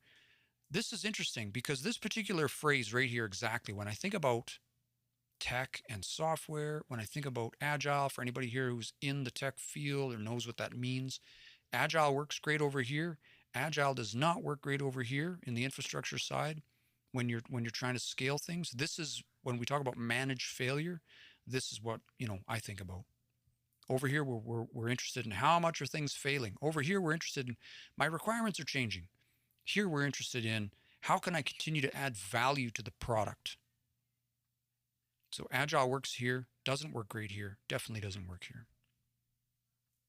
So when I think about managed failure, that's what I think about. But Wardley says, in any system there is risk. Use the maps wherever possible to understand the failure modes. What can go wrong and what will be impacted if a component fails? You should think about AI as I'm reading this. Try where possible to mitigate risks by distributing systems, by designing for failure. Manage inertia. At some point, you will face challenges, inertia to change. Either existing practice, political capital, previous investment. Try and understand the root cause and use a map to try and anticipate this before you encounter it. Effectiveness over efficiency. Again, these doctrine are things that you can use anywhere, regardless of your business,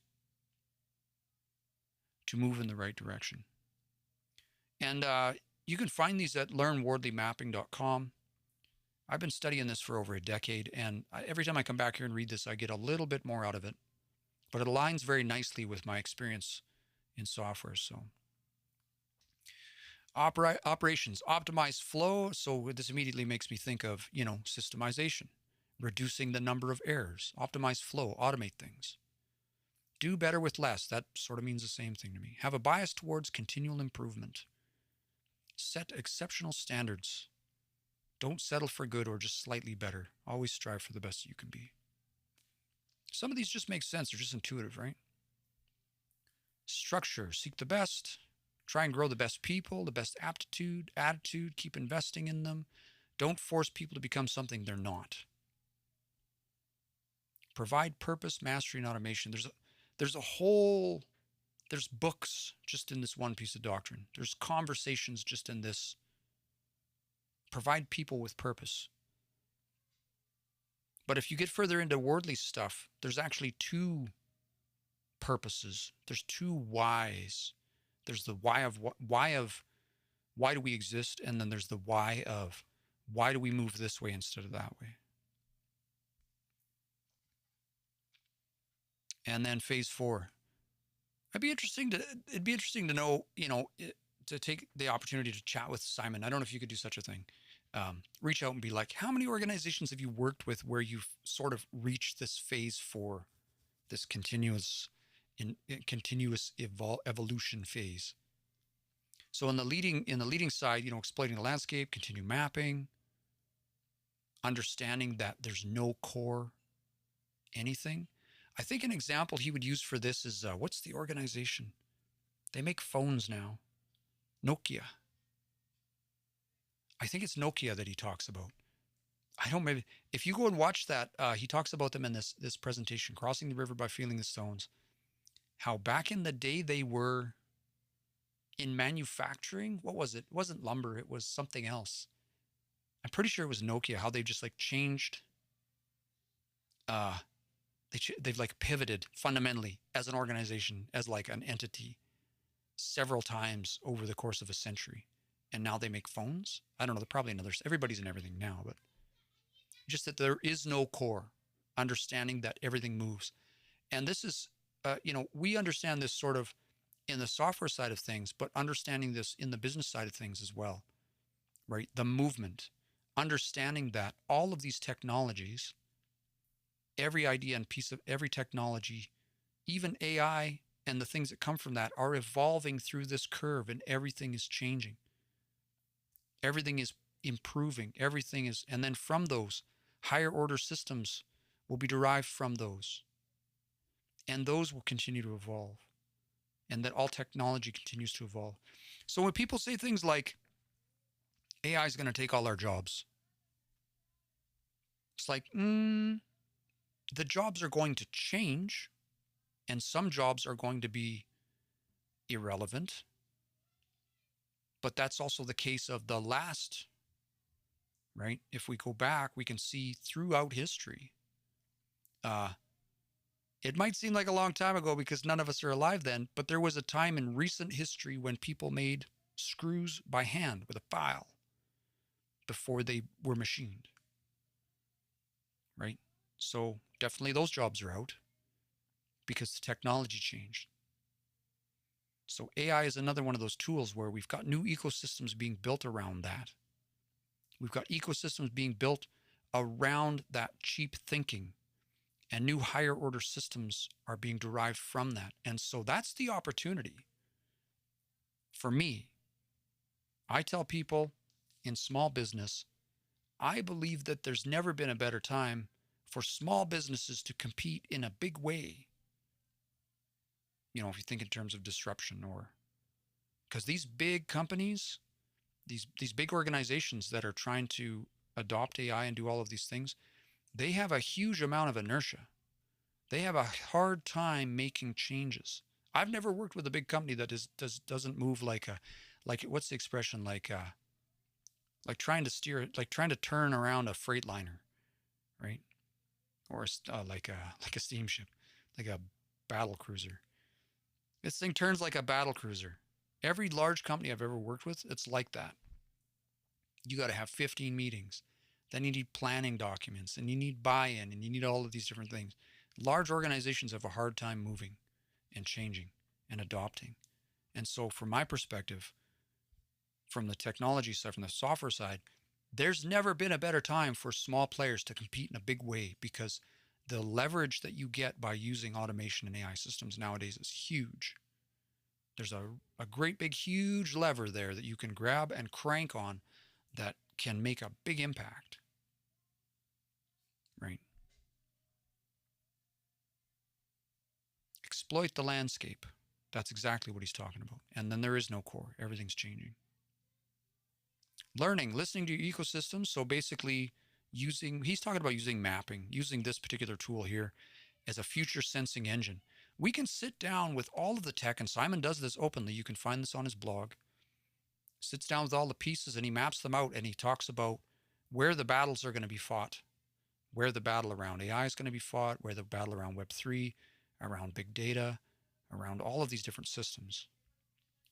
Let me see if I can find it. Wardley, Peace and War. Let's see if I can find a map.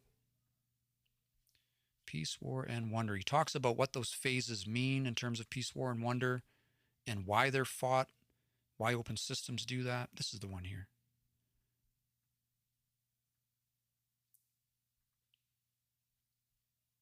So where are we at now? This is sort of his prediction. In the 25 to 30, he's saying that the battles are going to be around IoT and immersive. And this, again, the war phase, I'm misquoting him a little bit, but basically once these ecosystems have emerged and we've got some major players that are well established in these areas, then they go to battle on these things in terms of maybe pricing or features, or just like trying to sort of take the lead in the market. And so we're in the next 5 years, according to Simon Wardley, we're in for a really interesting show when it comes to IoT, 3D printing, some genetics, GMO. And then we'll see that where he's predicting we're a few years out from, this battle around agents, printed electronics, apparently. Again, this is all sort of predictive in a way, I guess. And he's got some justifications. He may very well have changed some of this.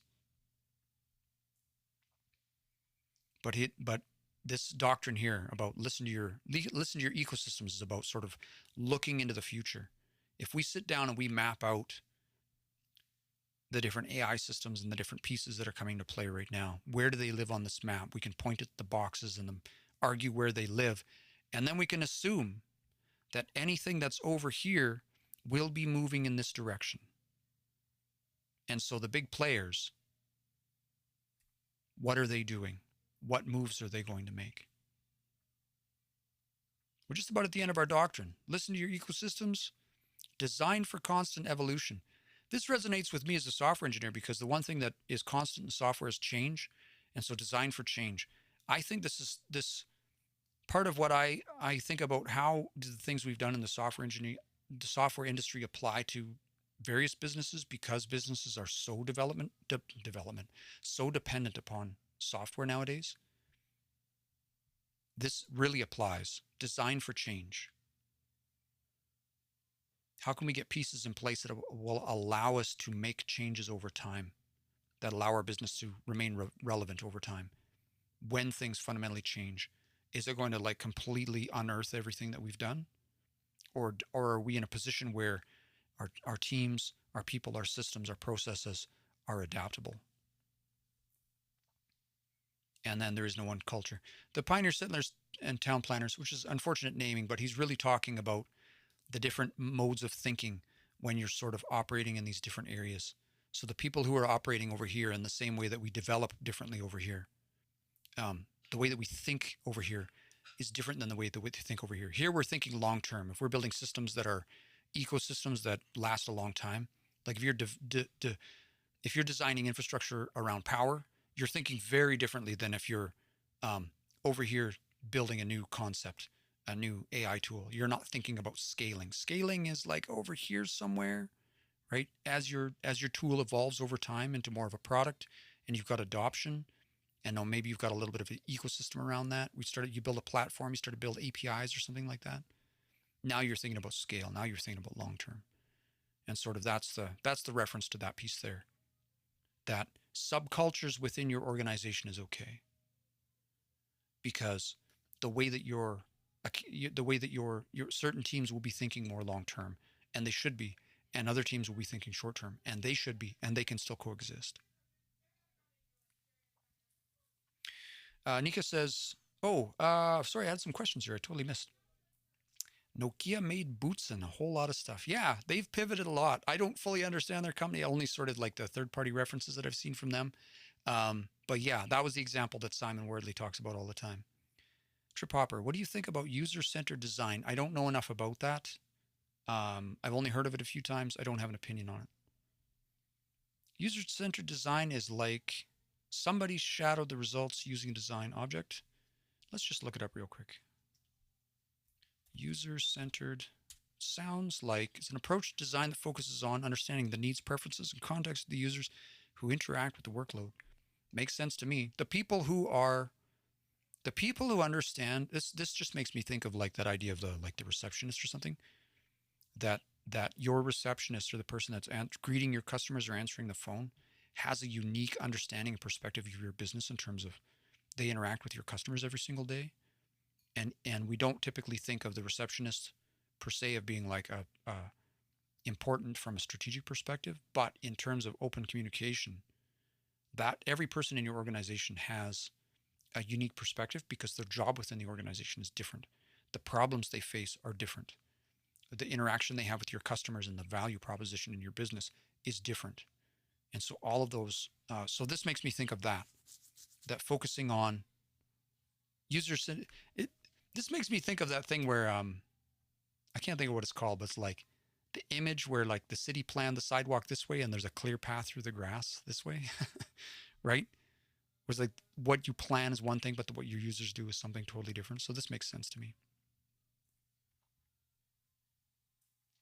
Yeah, I'm just gonna. I think we're gonna wrap it up there. We got through doctrine today. We talked about Wardley mapping a little bit. We got through the presentation at least once all the way through, and then I wanted to talk about doctrine a tiny bit. This is just some kind of geeky stuff that I'm interested in terms of like thinking about more high level.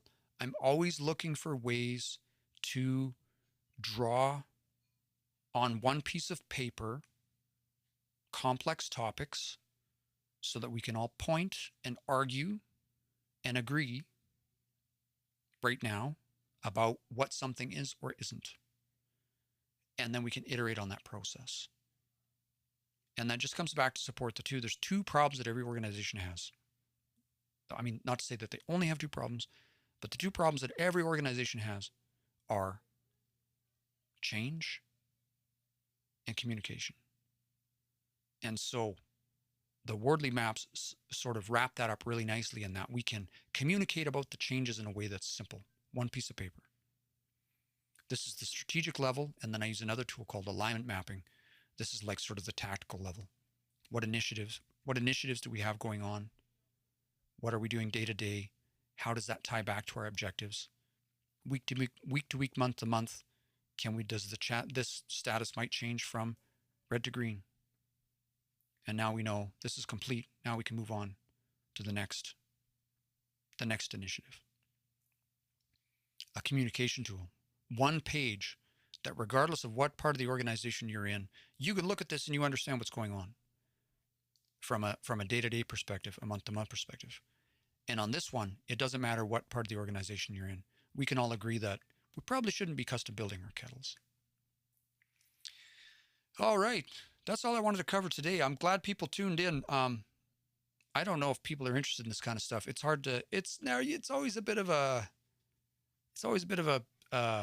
question mark when it comes to TikTok.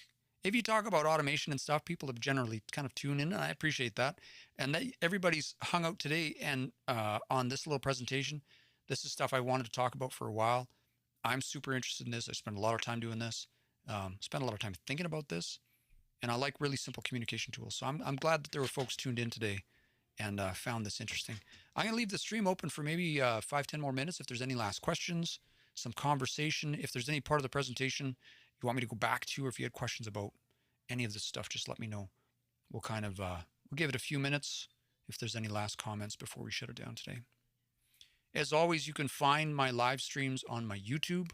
If you go to the link in my bio, my YouTube link is there, and then I appreciate a follow, or even just, bookmark it or whatever you need to do. And I usually have my live streams uploaded there. You can see all of my past live streams there as well. We talked a lot about different automation stuff. We talked about a few tools. We had a couple where we just chatting. We didn't get really far. We just kind of hung out and chatted for a bit, tinkered with some stuff. And also, I'm mostly here just because my goal, my purpose as an organization, my background is in software. If you don't know me, my name's Aaron. I've been a software engineer for about 25 years. I was a really bad software engineer for about half of those. And I think maybe the last half, I'm doing better. Learned how to sort of clean up my messes, but I started studying and looking at some of the problems in organizations that I would work in. And then I see these patterns of problems across a lot of organizations, not just in the software industry, but in a lot of industries. And there's a lot of cool stuff we do in the software industry that we tool simple techniques and things that we use, and I try to bring those to the small business world and help bridge the gap for businesses and technology. Sometimes that's training. I'll do training for businesses. Sometimes I'll do implementation for businesses or consulting. Just come in and have a look at your organization. How can we improve things so they're not wasting so much time, or so that we're keeping up with technology? Not in a complicated way, in a simple way, so that folks can do their job more effectively, get some time back, do some of the creative stuff we want to do with our businesses.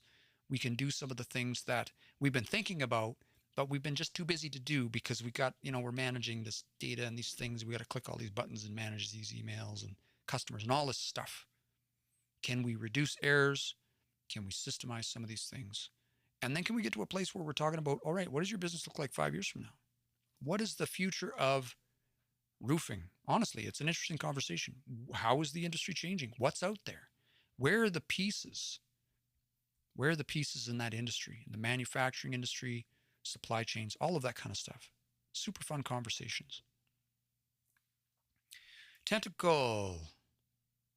I'm making an app. Want to ask you a question. Include your feedback. Absolutely.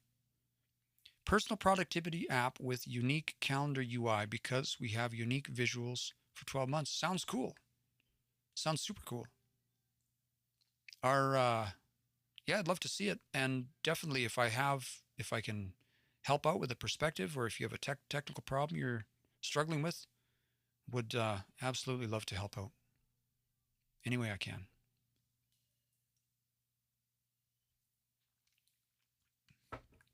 Actually, I will say AI has made my life worse in some ways because I'm a generalist, which is a nice way of saying that I have a squirrel brain. I will go and chase. I have like hobbies. I've had so many hobbies. I have a trouble. There's only a couple of things that I've consistently been able to do for a long time. One is music, because I haven't figured it out yet. I play a lot of instruments. I do mix engineering. I do recording. I have a home studio. My kids are musical, so there's no end to music, so it satisfies my brain, I guess, in that way. But the thing that AI has done is it's opened up the possibilities in terms of all of the ideas that I've had that I haven't built over the years. all of the ideas. I'm like, oh, I should come back to that project. I bet I could crank that out in a weekend. And so now I have twice as many projects as I did before. So AI has made my life worse in that way. And then I've got just more distractions, more ideas. So the question is, what is your visualization of 12 months in a year? Ooh, excuse me. That's a hard question. That feels like a planner question. When you ask this question, I immediately think of the dilemma my wife has from time to time. She's always trying out these different planners because they have different layouts, right? She's always, going back and forth between like one planner that will have the perfect layout of like dailies and weeklies and all this, or else two planners because this and that. But now she's managing multiple things, and I'm like, I don't know if I'm the right person to ask this question. The way I visualize 12 months. I don't know. I'd have to maybe look at what you're working on, to see. I saw a tool the other day. What is that called? It's called, oh, research. Is it a research notebook? No. Somebody help me out. There's a tool out there called, oh, you want to know the shape? Let me think on that for a second. There's a tool out there called, so I use Notion a bit, but I've been looking at this other tool. What the heck is that called now? Geez, I've forgotten all these tools. There's a conversation I had with some friends of mine. We meet every couple of weeks or whatever. And there's another one. It's called, it's a notebook style system that uses Markdown, and it's not Prism. It's called, I can't think of it now. But there's this other one where they're using a planner, and what it does is it's similar to Obsidian. That's what it's called. I've looked into this and I want to like it. I want to really use Obsidian because it looks great. It works for the way my brain thinks in terms of the squirrel brain thing. Random notes all linked together. But there was this other tool that was related to this, but it's called Research something, Research Paper. No. Rome Research. That's the one. Rome Research. And the thing that looked really interesting about this is that the main view of this is sort of like a list of things you need to look at today. And then the next part of the list was yesterday, and the next part was the day before, and the next part was the day before. So I thought that was interesting, but I don't know. Like, just coming back to your question, let me read through the whole thing again. You're making an app, want to ask a question about productivity app with unique calendar UI because we have unique visuals for 12 months. What's the visualization of 12 months in a year? The shape. I have made about 8 types. One is a rainbow. I guess when I think about the year and the shapes, it makes me think about the rotation or the rotation of the earth, like the axis of the earth. When I think about the months over the course of the year, I think about the moons, of which there are actually 13, not really 12. 13, they're like 13 full moons, I guess. But I don't know. That's an interesting question. I'll have to think about that some more. That's a really interesting question. Planning is, I feel you're asking me like a planning question. I feel like it. I'm like the most not super organized sometime. Planetary, I like the shape of where everything's at. And actually, there's this, so I've done a lot of tabletop. I don't know if you can see it over there. I got my tabletop gaming books over here. Did a lot of that when I was a kid. But I saw there's this person on TikTok that does like tabletop gaming, like they visualize the concept of like spell components in terms of shapes and drawings and stuff, and do a bunch of planning around. It makes me think about that when you think about like where the planets are and the shapes and stuff. That could be kind of cool.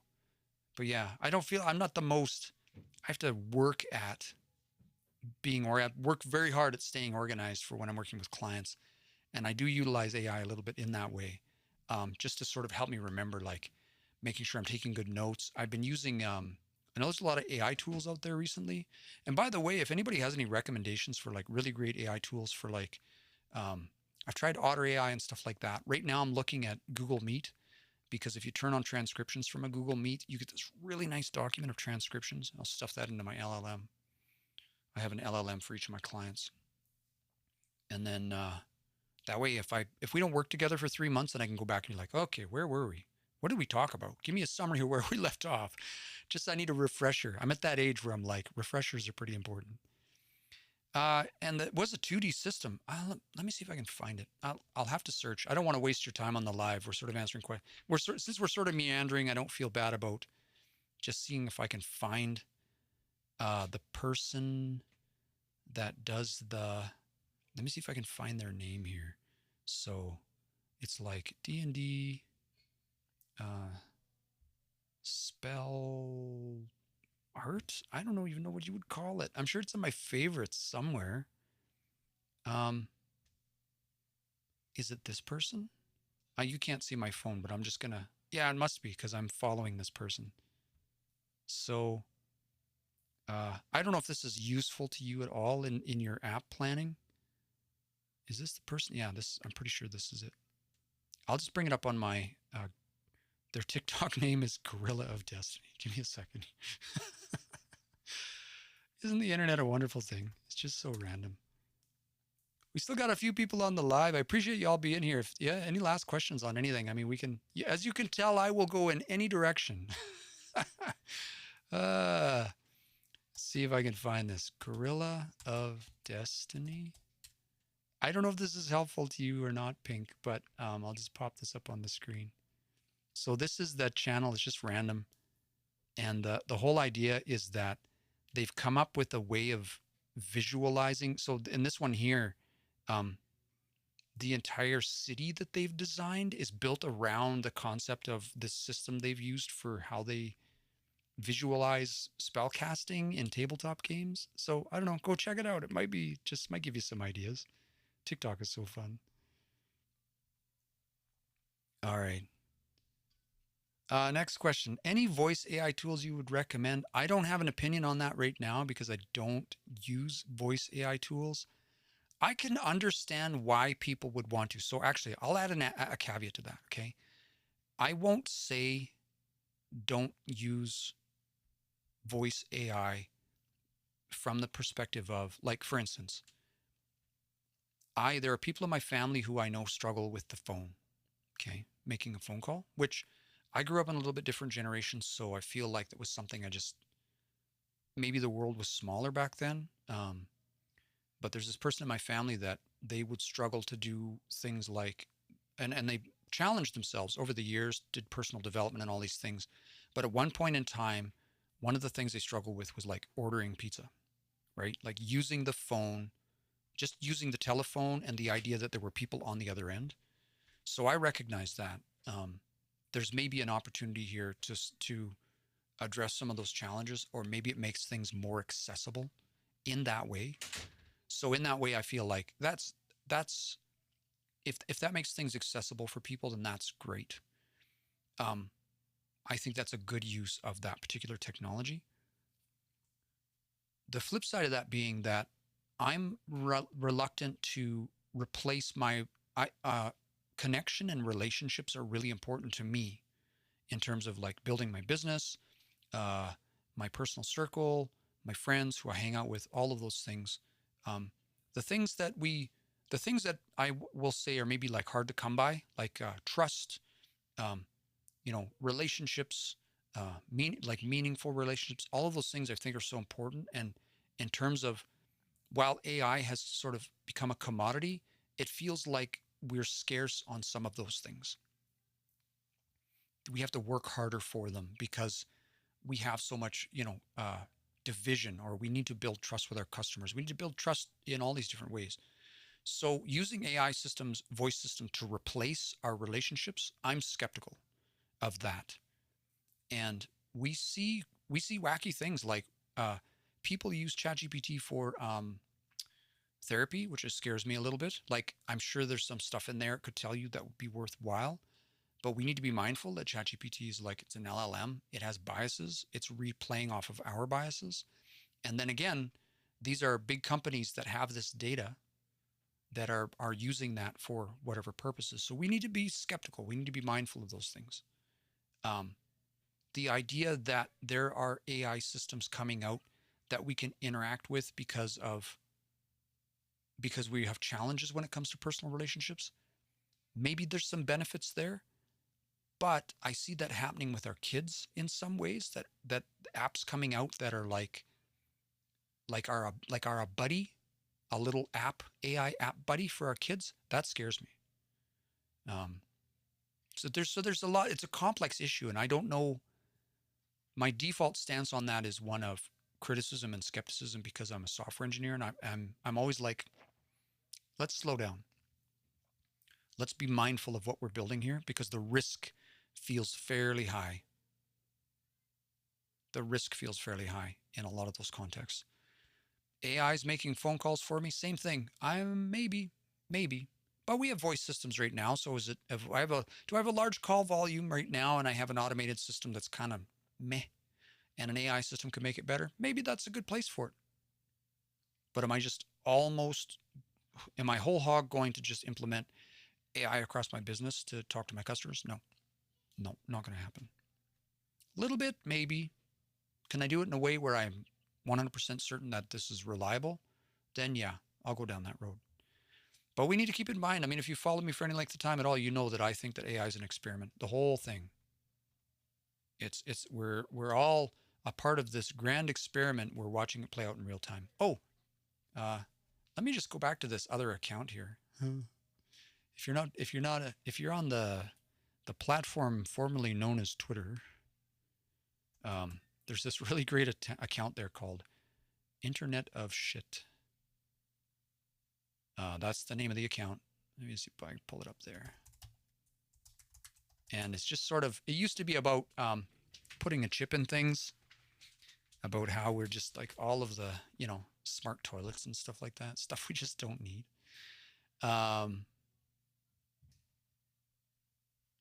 What's this one? Here, we'll pull this one up. This looks fun. Let me share it with you one sec. Stuff like this, right? It's just like stuff we don't need. We've seen this all over. We've seen this all over Amazon, right? Where somebody's just like automated the process of generating products. But the title of this product now listed on Amazon is, "I'm sorry, but I cannot fulfill this request that goes against my OpenAI use policy." So who knows what the question was? Oh, but it's brown in color. Stuff like that. We're in this really interesting experiment, and we need to sort of slow down and think about that a little bit. Couple more questions here. So Tentacle's saying that this app design is going to use 3JS, it looks like. Use some 3D for the visualization. I would love to see it. It sounds interesting. It sounds super interesting. Yeah, Miguel. That was your question, eh? Voice tools. Yeah, I don't have. I see they're out there, so I know there's voice mode in. I use a platform called High Level. Go High Level. Again, as a tool, and like a little bit of marketing stuff or whatever. I see they have voice mode in there. I've seen some videos of people experimenting with it. Again, in the right context, it seems pretty good. You need to sort of really train your LLMs to make sure that they're not giving the wrong answers. Like, always have a caveat in your LLM or in your prompt or whatever this like. If you don't have the answer to this, or if the answer to the consumer's question is not in your knowledge base, make sure you say, "I don't know." And I'll redirect you to somebody who can answer that question. Because that's the one thing. Those 3 words are not in the LLMs. Those 3 words are not in ChatGPT's vocabulary. I don't know is something that ChatGPT doesn't know how to say. It's programmed to always give you an answer. So you have to explicitly tell it, if you don't have access to this information, you need to say, "I don't know. I don't have a great answer for this. I'll get someone to call you back." Make sure you program that in there. And then it's low risk. It's just like, general inquiries about your business or whatever. But also keep in mind that, there's already been lawsuits about this. And then LLM, what was it, Air Canada or one of the airlines quoted something to the end user about a whatever, and then it went to court, and the judge ruled, yeah, you told the customer, your system told the customer that you would, that you do this or they would get this or whatever that looked like. You have to honor that. So just keep in mind that whatever promises your AI makes to your customers on the phone or otherwise, right? There's already precedent for that. You can't say, "Oh, my AI went off the rails, Your Honor." I can't be held liable for something my AI did. It wasn't me. No. That represents your business. That represents you. Precedent is already set.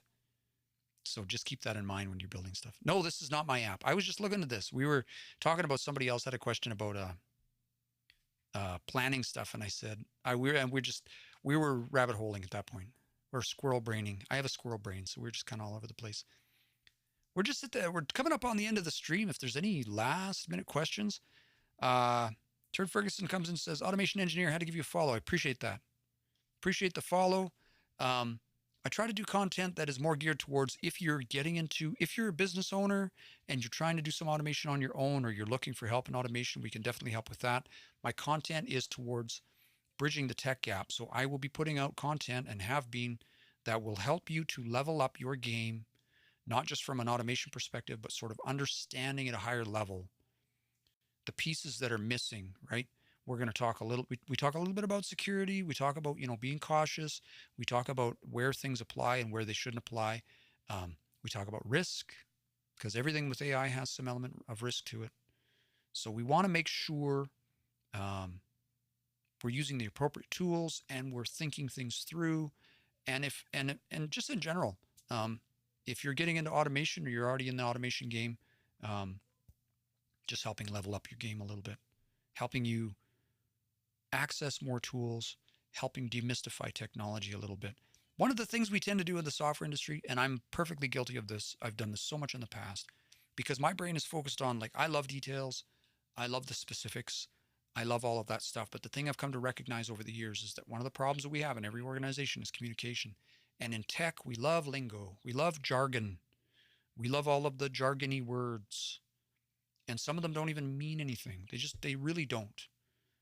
We can get really, really kind of, have all these words for things. And that's really created this problem where there's another creator on here. She uses this phrase, digital literacy. We've lost a lot of people in terms of the baseline, digital literacy side of things. We have a lot of people who they've poked at AI and they're like, or they've been burned by technology in the past, or things have just moved too fast and they feel like they can't catch up, even though some things have gotten easier to use,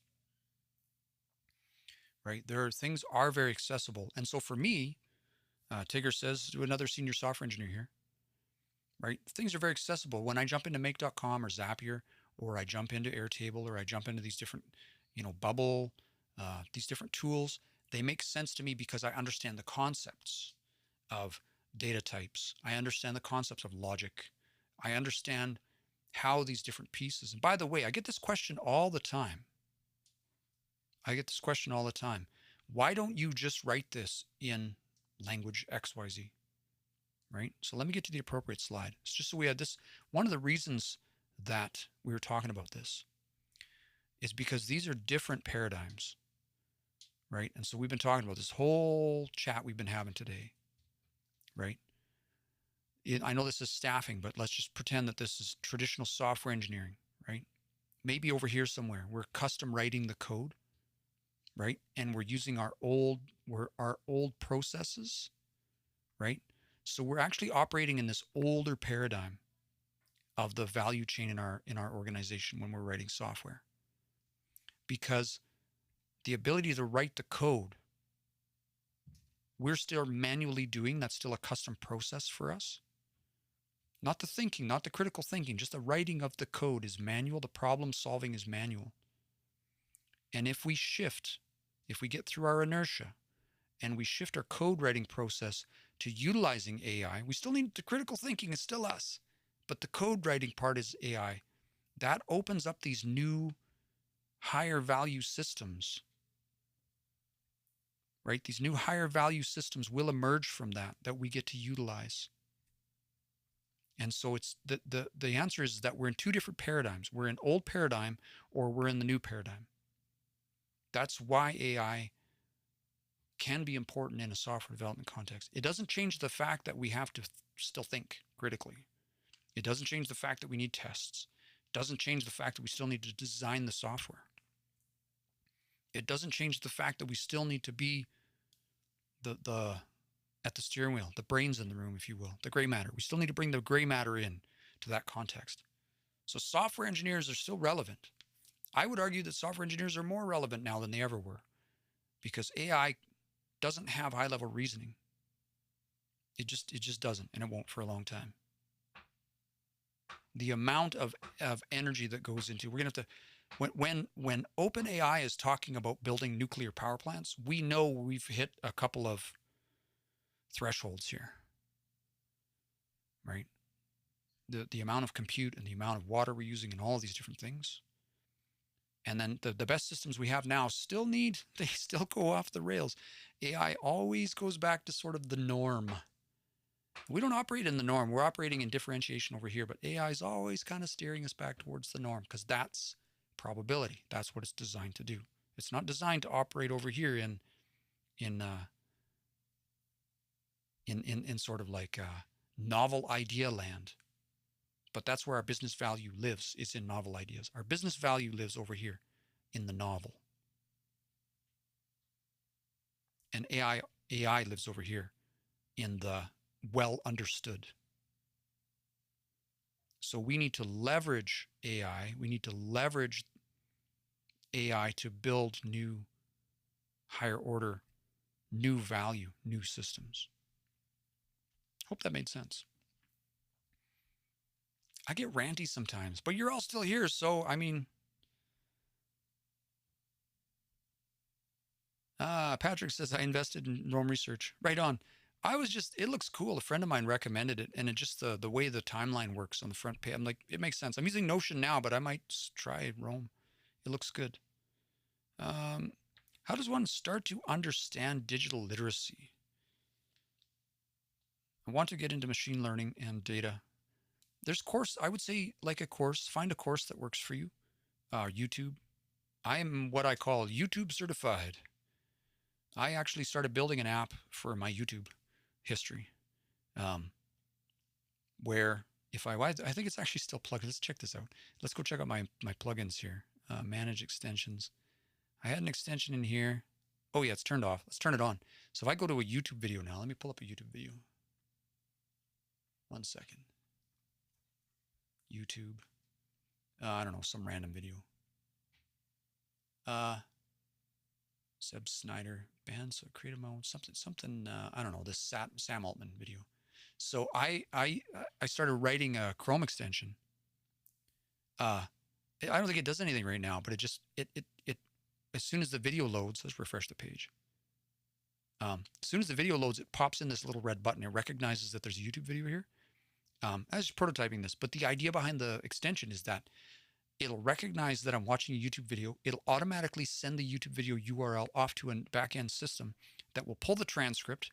It will use AI to summarize the transcript and then categorize it. And then I'll have a system that later on I can go back and ask it, hey, because I don't know about your YouTube history, but when I go into my Chrome history and I type YouTube, or I look at my YouTube history, I'm like, did I really watch 57 YouTube videos yesterday? There's no way. But it's like, yeah, no, you watched 57 YouTube videos yesterday. So I want to know, hey, I was watching a video last week. The person was talking about this. And it'll go, oh yeah, it was either this or this or this. And it'll give me links to the exact timestamp of the video that I was watching. Right?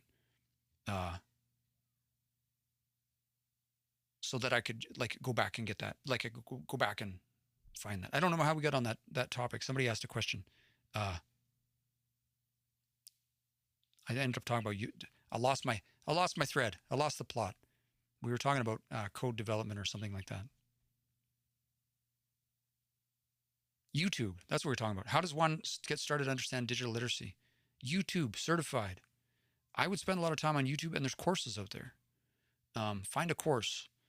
I was thinking about a course. I have a concept for a course I'm calling the Generalist's Guide to the Galaxy, which I might not stick with that name, but the idea behind the course would be that if there were a bunch of different topics, and let me know, the folks that are on the live, if this would interest you, because I haven't built it yet, but I'm thinking about putting it together. Not just for folks, but for like businesses to help people level up. And what it would be was just like a bunch of different shallow dives into, say, we'll say DNS, and then just sort of like the web in general, and another topic might be like LLMs, and then another topic might be scams, right? Phishing, email phishing, stuff like that, right? A shallow dive, a bunch of different courses that are all very short, 5 to 7 minutes per video, covering a range of topics. And the idea being that you could have a training for your staff.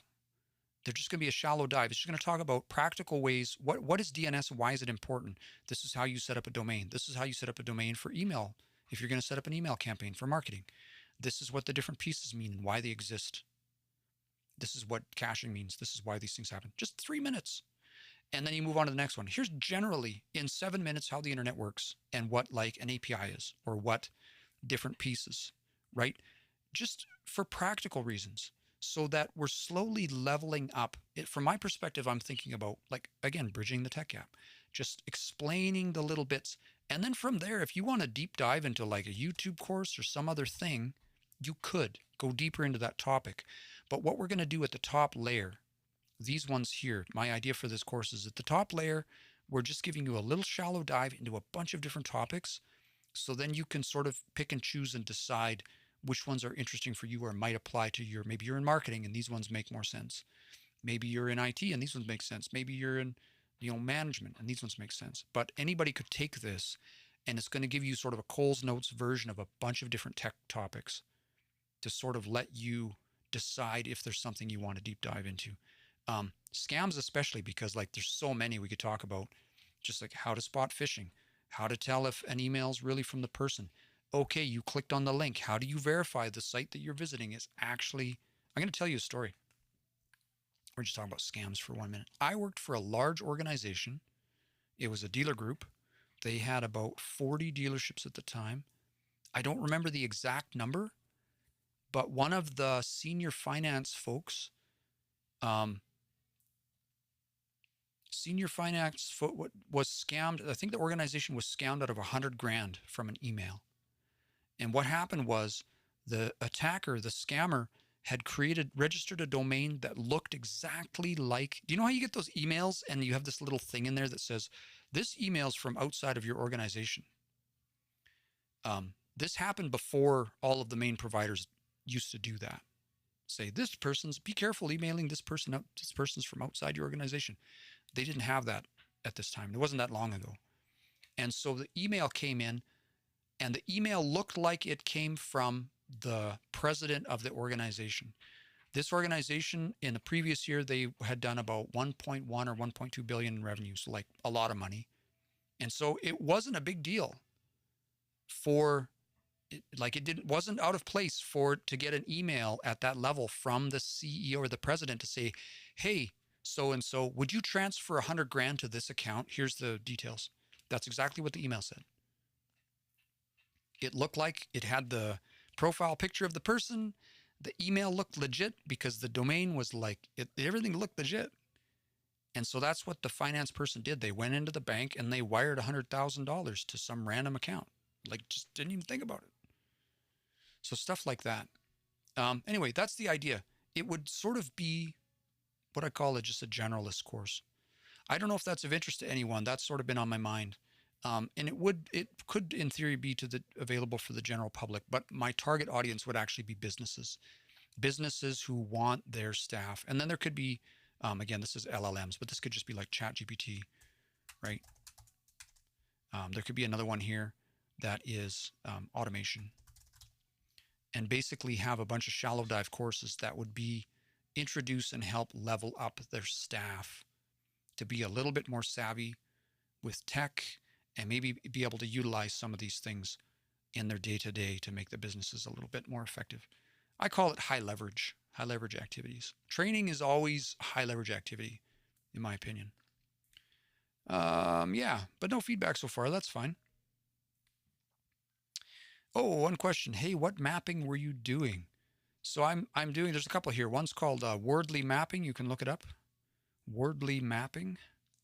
The fellow's name is Simon Wardley. Really great video by Simon Wardley called Crossing the River by Feeling the Stones. Any one of these is great. Well worth 50 minutes of your time. And I've watched them several. I still watch them over and over again because there's more in there every time I watch it. Yeah. Senior software engineer trying to tap into AI. I have system automation, but haven't used much AI. Yeah, and AI is good for the decision process usually. So for instance, if we have a process, I think I have a map. Let me get into my dashboard here. My files. Let's look at this one here. Just as an example, I have an automation process. There's some input here. And then based on that input, I need to make a decision. This is a great spot for like your ChatGPT, right? Or like OpenAI assistants or something like that. But if you're using like Cassidy or like VoiceFlow, especially, VoiceFlow has this kind of engine. There's lots of systems out there that have this stuff where you can use a prompt or an LLM at the decision. If yes, go here. If no, go here. And then we have another decision. Did we get enough stuff? Do we need to email someone? Do we need to, our workflows typically look like this. For making decisions, then using the AI to make those decisions. And keeping the decisions small. All right, Cassidy says, I'm loving the conversation. Just came across your account. Have a follow on YouTube. Thank you. I appreciate that. Yeah, I'm glad the content is valuable.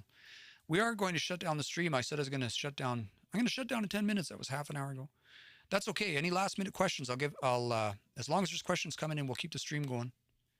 And otherwise, I am approaching dinner time or supper time. We'll just give everyone a couple more minutes. I really appreciate you tuning in. If you're a business owner, you're thinking about AI or how automation can make a difference in your business, feel free to reach out to me. I do consultation with businesses. That's part of my day gig. I'll come in and walk through your business.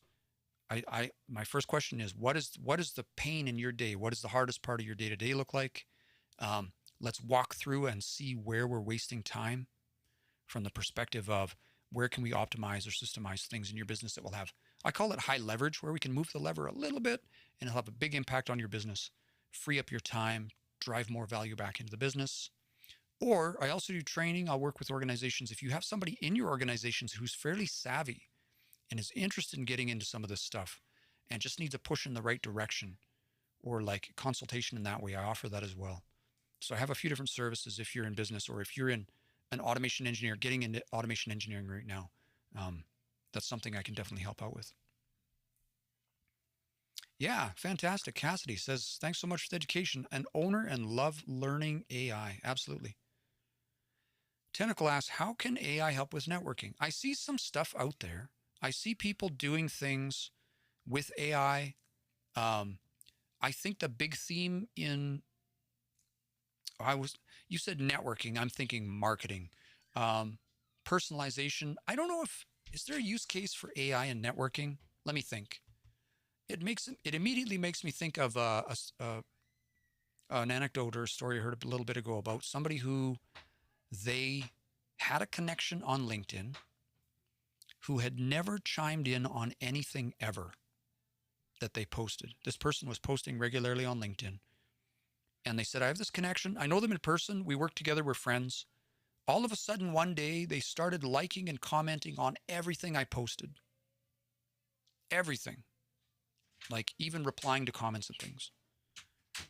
And they were like, after a few days, they were like, hey, they reached out and said, hey, so-and-so, your AI is out of control. And it's kind of driving me nuts. And they didn't hear back for a couple of days and it was still going. So they blocked them. They literally blocked them on LinkedIn because they were like, I don't want this. This isn't real engagement. It doesn't feel authentic. So that's one of those areas where I'm always like, I'm in the camp of let's proceed with caution, because are you willing to sacrifice this AI or sacrifice this relationship because your AI went off the rails? Right. But the thing is that my AI system for each client, it doesn't interact with those clients. I use it for my personal use. I'm using it like a second memory bank. When I put something in there, it doesn't write my emails for me. It doesn't interact with my clients. It's just for me. Where I'm like, hey, I'll go back to say, for instance, I have an AI for Tentacle Pink. We're working on this SaaS app. So we had a couple meetings. I have my transcripts in there. I'll probably have your website content in there. If there's any process documents we've come up with or any conversations, it'll all be in there. So when me and you don't talk for 6 months. And we did, we had, we did some planning and you weren't quite ready to move ahead on something, but then you come back to me 3 months later and you say, hey, I'm ready to move ahead on this project. And I'm like, okay, hold on. Let me refresher. And I'll go to that system and I'll ask it, okay, give me a summary of where we left off. Right? Like I remember what we were doing, but were there any missing pieces here? It's more just like a useful tool that I will use for my purposes, but I will never give you access to that AI because that's not its purpose. or at least I could let you access it so you had access to those conversations and summaries and things. But its purpose isn't networking. Its purpose is to help my old brain keep track of what we're doing.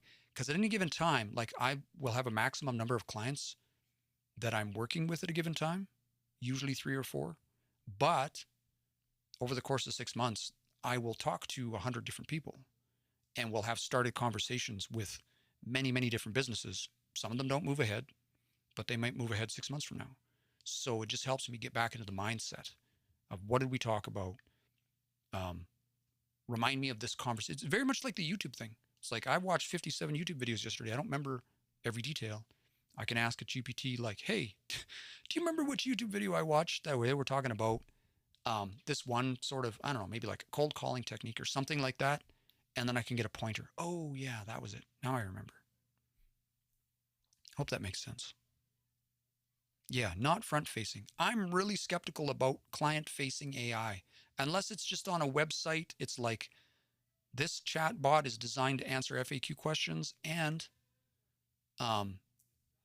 so I will tie a chat bot into like a system like High Level, where those conversations are recorded in the CRM, right? And so all of the chatbots that I've designed ever, they are programmed and they understand that if this conversation is starting to go off the rails, or if there are these particular key points where a person needs to jump in, then I'll send a notification internally. Then the alarm bells go off internally and somebody can jump in, review the conversation and step in and manage that client, right? If somebody's new to your business, if you just like traffic, somebody you haven't dealt with before that's just coming in, it's like, yeah, what does your process look like for this? Or can I get a blah, blah, blah, like whatever that looks like, FAQ stuff, right? That's a great use for AI in my opinion.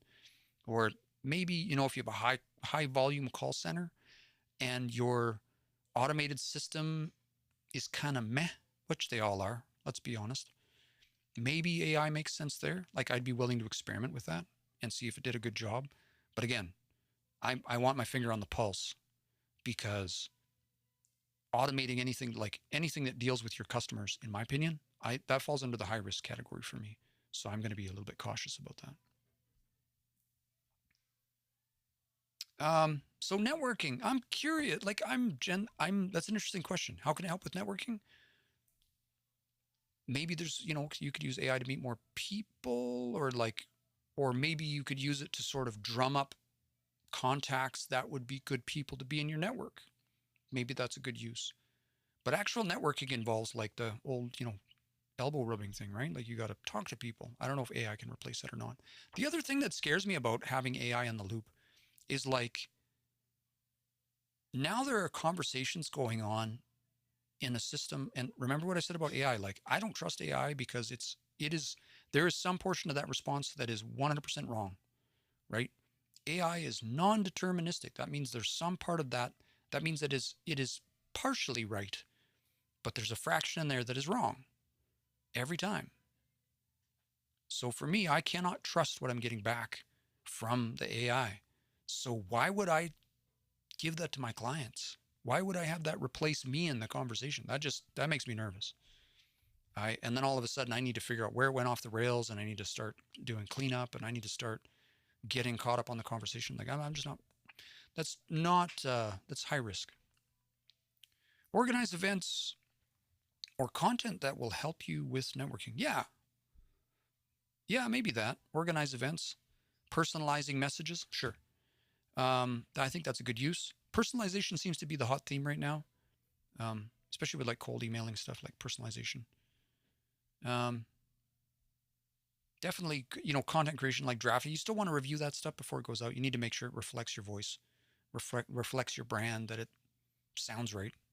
I think I'm in this, and again, this is just kind of me. I'm just thinking out loud here, where I'm like,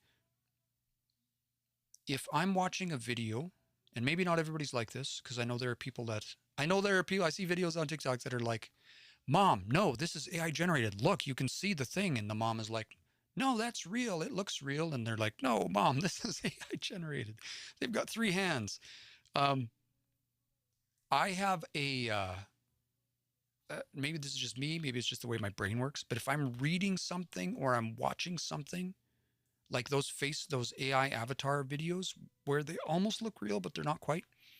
I, they creep me out. I scroll. As soon as I think something's AI generated, I don't trust it. And maybe that's just because I'm a software engineer. I know that the systems are implicitly biased. I know that the systems are implicitly non-deterministic, meaning that they will make mistakes. They are 100%. There are mistakes in there somewhere. So I am already implicitly biased against anything that's AI generated. So I review anything I generate with AI. I review all of it because, and I feel that that's a problem with AI, is that it's just like, it's cheap intelligence. It's just spitting out stuff that may or may not have value, and I have to review it. That can save me time in a lot of cases. But if I'm looking at your content and there's even the inclination that this is AI generated, you've probably already lost me. I've probably already become distrustful of this content and moved on. And I don't know if anybody else is like that, but I suspect that's going to be something. So now we're in the realm where if there are any other people out there that are like that, now we're in the category of AI where we're trying to trick people into believing that it's real, right? Whereas I would rather be much more upfront about, be like, hey, this is AI Aaron you're talking to. Just because Aaron's a little bit busy right now, promise we'll get back to you right away. If you are comfortable with leaving a message here or something, do that, and I'll get back to you right away. But I'll be upfront about what I'm using AI for. How would you define the difference between automation and AI? There's a big difference.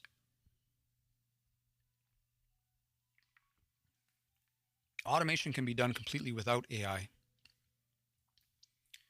Automation is when you, so think about it this way. Maybe a really simple example would be like auto reply for your email. So if you set up a mail rule in your inbox that says, if I get an email from Aaron, forward it to this address, that would fall into the category of automation. No AI involved, just a rule. Okay. Another automation might be, I'm using HubSpot, but I'm migrating to high level. And so whenever this form gets filled out on my website, I also want to automatically duplicate it over in this other system, right? Or maybe add it to a spreadsheet or something like that. Again, that would be an automation. So you could use make.com, no AI involved. So we're looking at sort of this, this is sort of a contrived workflow we're looking at on my screen right now, right? Where, again, there's an input, and then there's a bunch of steps in this process. These orange diamonds are decisions. The decision pieces are where AI can be helpful, okay? Do I need to make a decision in this process, right? Some decisions don't need AI. For instance, like maybe a form got filled out, and the user, maybe you're in the beauty industry or something like that, and it's for like a nail appointment or something. And so somebody has filled out a form on your website, and the form said something to the effect of, please select which type of service you would like, and they select, manicure or something. So then the decision is easy. If manicure is yes, then send them this next intake form that says, all right, you've selected manicure. Please tell us some more details about what you would like. Do you, maybe maybe at your salon, you give them the option to have, like, would you like a brightly lit room or a dim room? Would you like this? Do you like music on? Like maybe you have some intake details like that. You don't need AI for any of those decisions because they're enumerated, meaning that they're fixed. But AI can be helpful in the process when the decisions are a little bit more fuzzy. Let's pretend that you have a website form here, and let's pretend that for whatever reason, because this happens, you've got customers on that send you negative feedback on a fairly regular basis. Okay, just for whatever reason. Because I mean, in reality, there are businesses like this that they for whatever reason, something in the process, customers not happy. Maybe it's an industry where you're just dealing with people who are generally unhappy because of the type of industry you're in. Could be for whatever reason. But your customers aren't necessarily giving you, like, you don't necessarily have a checkbox on your form that says, are you mad? Yes or no. But you could feed when you had the form filled out on your website, you might have an internal business process that says, if an email comes in and the customer's mad about something, we have one process. But if it's just a general inquiry, it goes somewhere else. Okay. And so where you can use AI for this is you can feed that message into a model that's trained on that.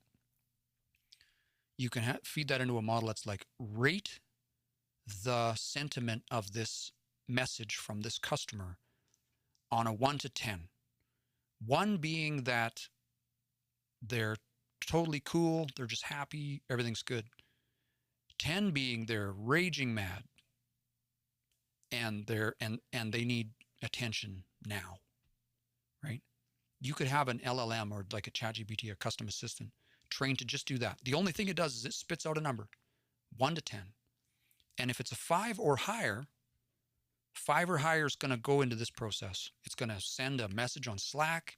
It's going to send an SMS message to the person, that needs to deal with this, right? If it's 4 or less, it's just going to be the normal process. But if it's 5 or higher, it's going to kick off another process. So automation is just connecting the pieces so that that thing can trickle along. And AI can be one of the pieces in that process that's making a decision about something. And a really great place to use AI is what I call those cheap decisions. Categorize this content. Rate this on a scale of 1 to 10 in a workflow process. Because it would be really hard programmatically.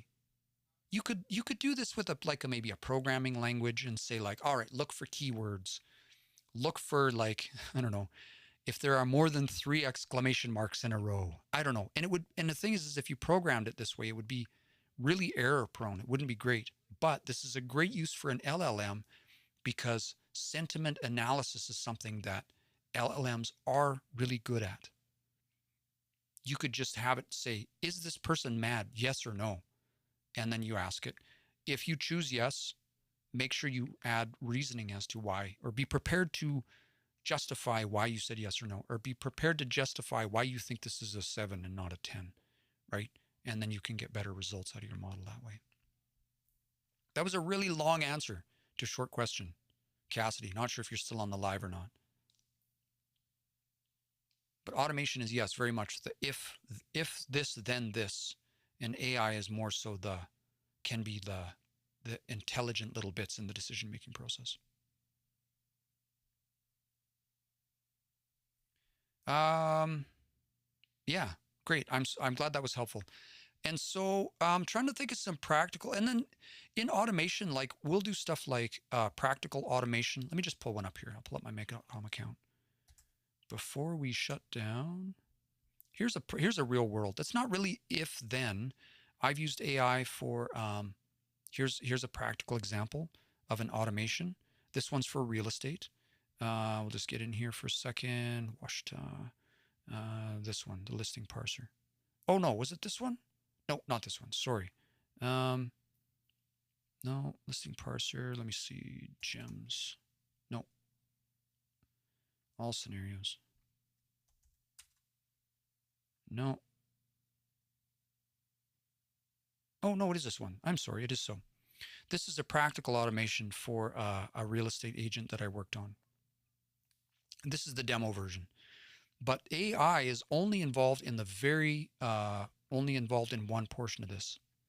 So these few little pieces in here, and actually ChatGPT is only actually right here. Message and assistant, and then this one that says create a completion. Yeah, message. So I did one here, which was a custom assistant I messaged, and then one here, which was another one. We can look at those in a second, what those look like. But basically what this automation does, and the rest of this is just automated nodes. So what the goal here was that the real estate agent wanted to drop a zip file. They have a manual process where they want to be, they deal with up to 20 listings a week at their brokerage, 20 new listings. And they want to build out their social media presence a little bit more. And so they're literally manually passing around these listings and printing them off and stuff. And so they're using Google Drive. So I know that's a piece of technology we have access to. So they want to be posting on social media more, and they're hand typing out like 20 listings a week. And so it's like, well, we can automate a good chunk of that, at least like give you a template. And so the whole process is they drop a zip file in a Google Drive. The automation downloads the file, and then it goes into these 3 branches. So the first branch, the first branch deals with the photos. So we unzip the file here, and then there's a filter where we filter out anything that's not a photo, and then we upload those photos to a free service, and then we get the response from the service, and we extract the URLs of the photos, and we store those in a variable. We just keep them for later, put them in our back pocket.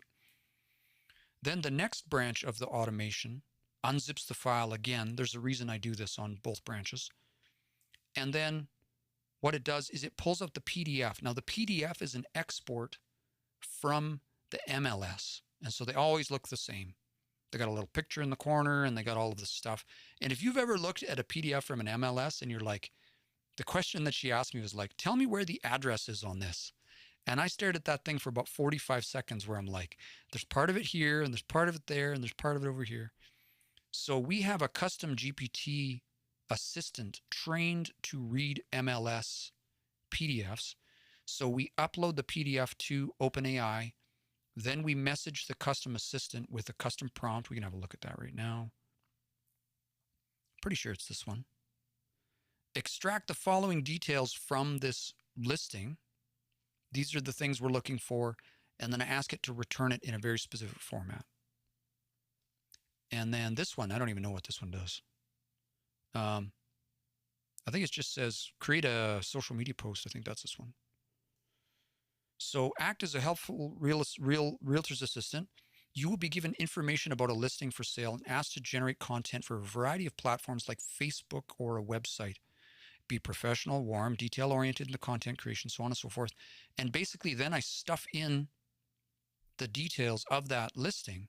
And then again, I save that as a variable for later. And then there's a cool feature in make.com.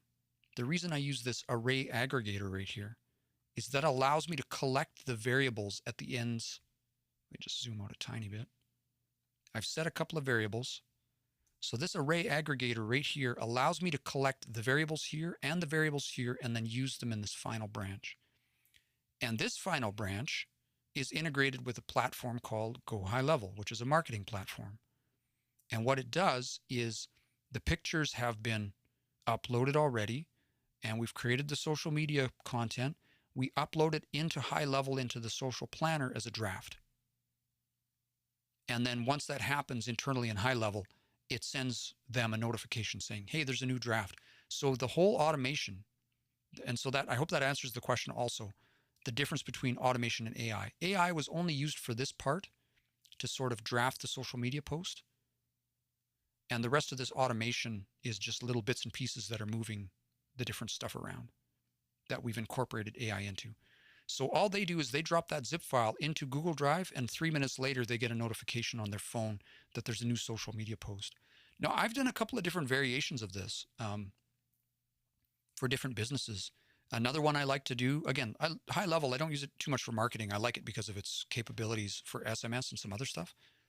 Another variation of this is we have one where for a restaurant in particular, like a busy bistro, again, they're super busy. They want to be posting on social media. So what they do is their system actually starts in High Level and then comes out to this. It does the same thing, generates a draft for a social media post, but it starts with an SMS message. They basically take a picture of like their daily specials board or whatever, or anything really. We have a chat GPT that's trained on their system that knows that, like, if the picture is this, then this is the kind of post we're looking for. And if the picture is this, then this is the kind of post we're looking for. And it does the same thing. So they can snap a picture on their phone, send it over SMS via text message, and it ends up in the workflow. And then it uses AI to draft the post and then posts it back again to their social planner as a draft and notifies them.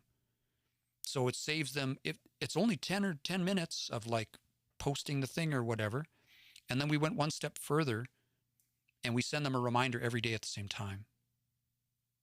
We send them a reminder at like 10:30 a.m. Hey, by the way, SMS message, ping, don't forget to take a picture of today's lunch specials. So then they just take a second, snap the picture, they text it to a phone number, That phone number is connected to the CRM high level, and then that kicks off the whole process.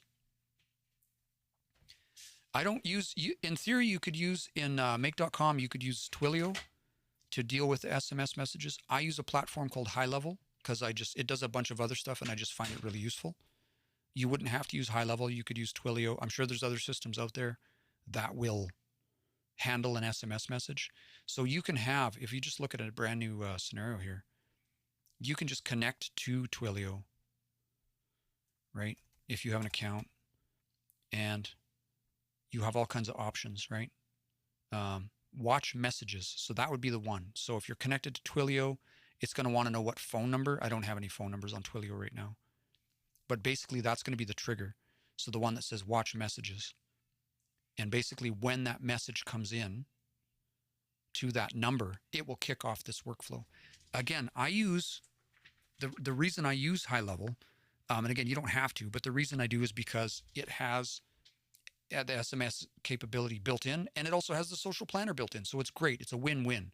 It can receive the SMS message, and then it can host the social media draft post all in one place. And I don't need two different systems. So, but you do, it is, but it's, it's a little more expensive. You do have to pay for it. So there are lots of options. If you, once you get into the automation stuff, if you don't have an account with make.com, I encourage you to just go in there, create a new scenario, and just click on this. And like you'll probably be, I'm overwhelmed every time I look at this list. All of the things that you can connect with. You can connect with LinkedIn, Stripe, WhatsApp, Webflow, Pinterest, MailChimp, Google Forms, different CRM systems, Zendesk, YouTube, Google Contacts. There's just like such a limitless number of things. High Level is a CRM that has like 1,000 features. It's not just a CRM. They've got websites, they've got form systems, they've got documents, they've got contracts, they've got calendars, they've got a workflow engine built in. We could do a whole live on High Level. There's so much in there. There's just like, and it's great because there's about 3 features in there that I really love that just make it totally worth it. And then when I'm working with a client, I'm like, I know you got a CRM, but let's tie into this because we can do chatbots, we can do SMS, we can do all of this stuff, right? It's fantastic.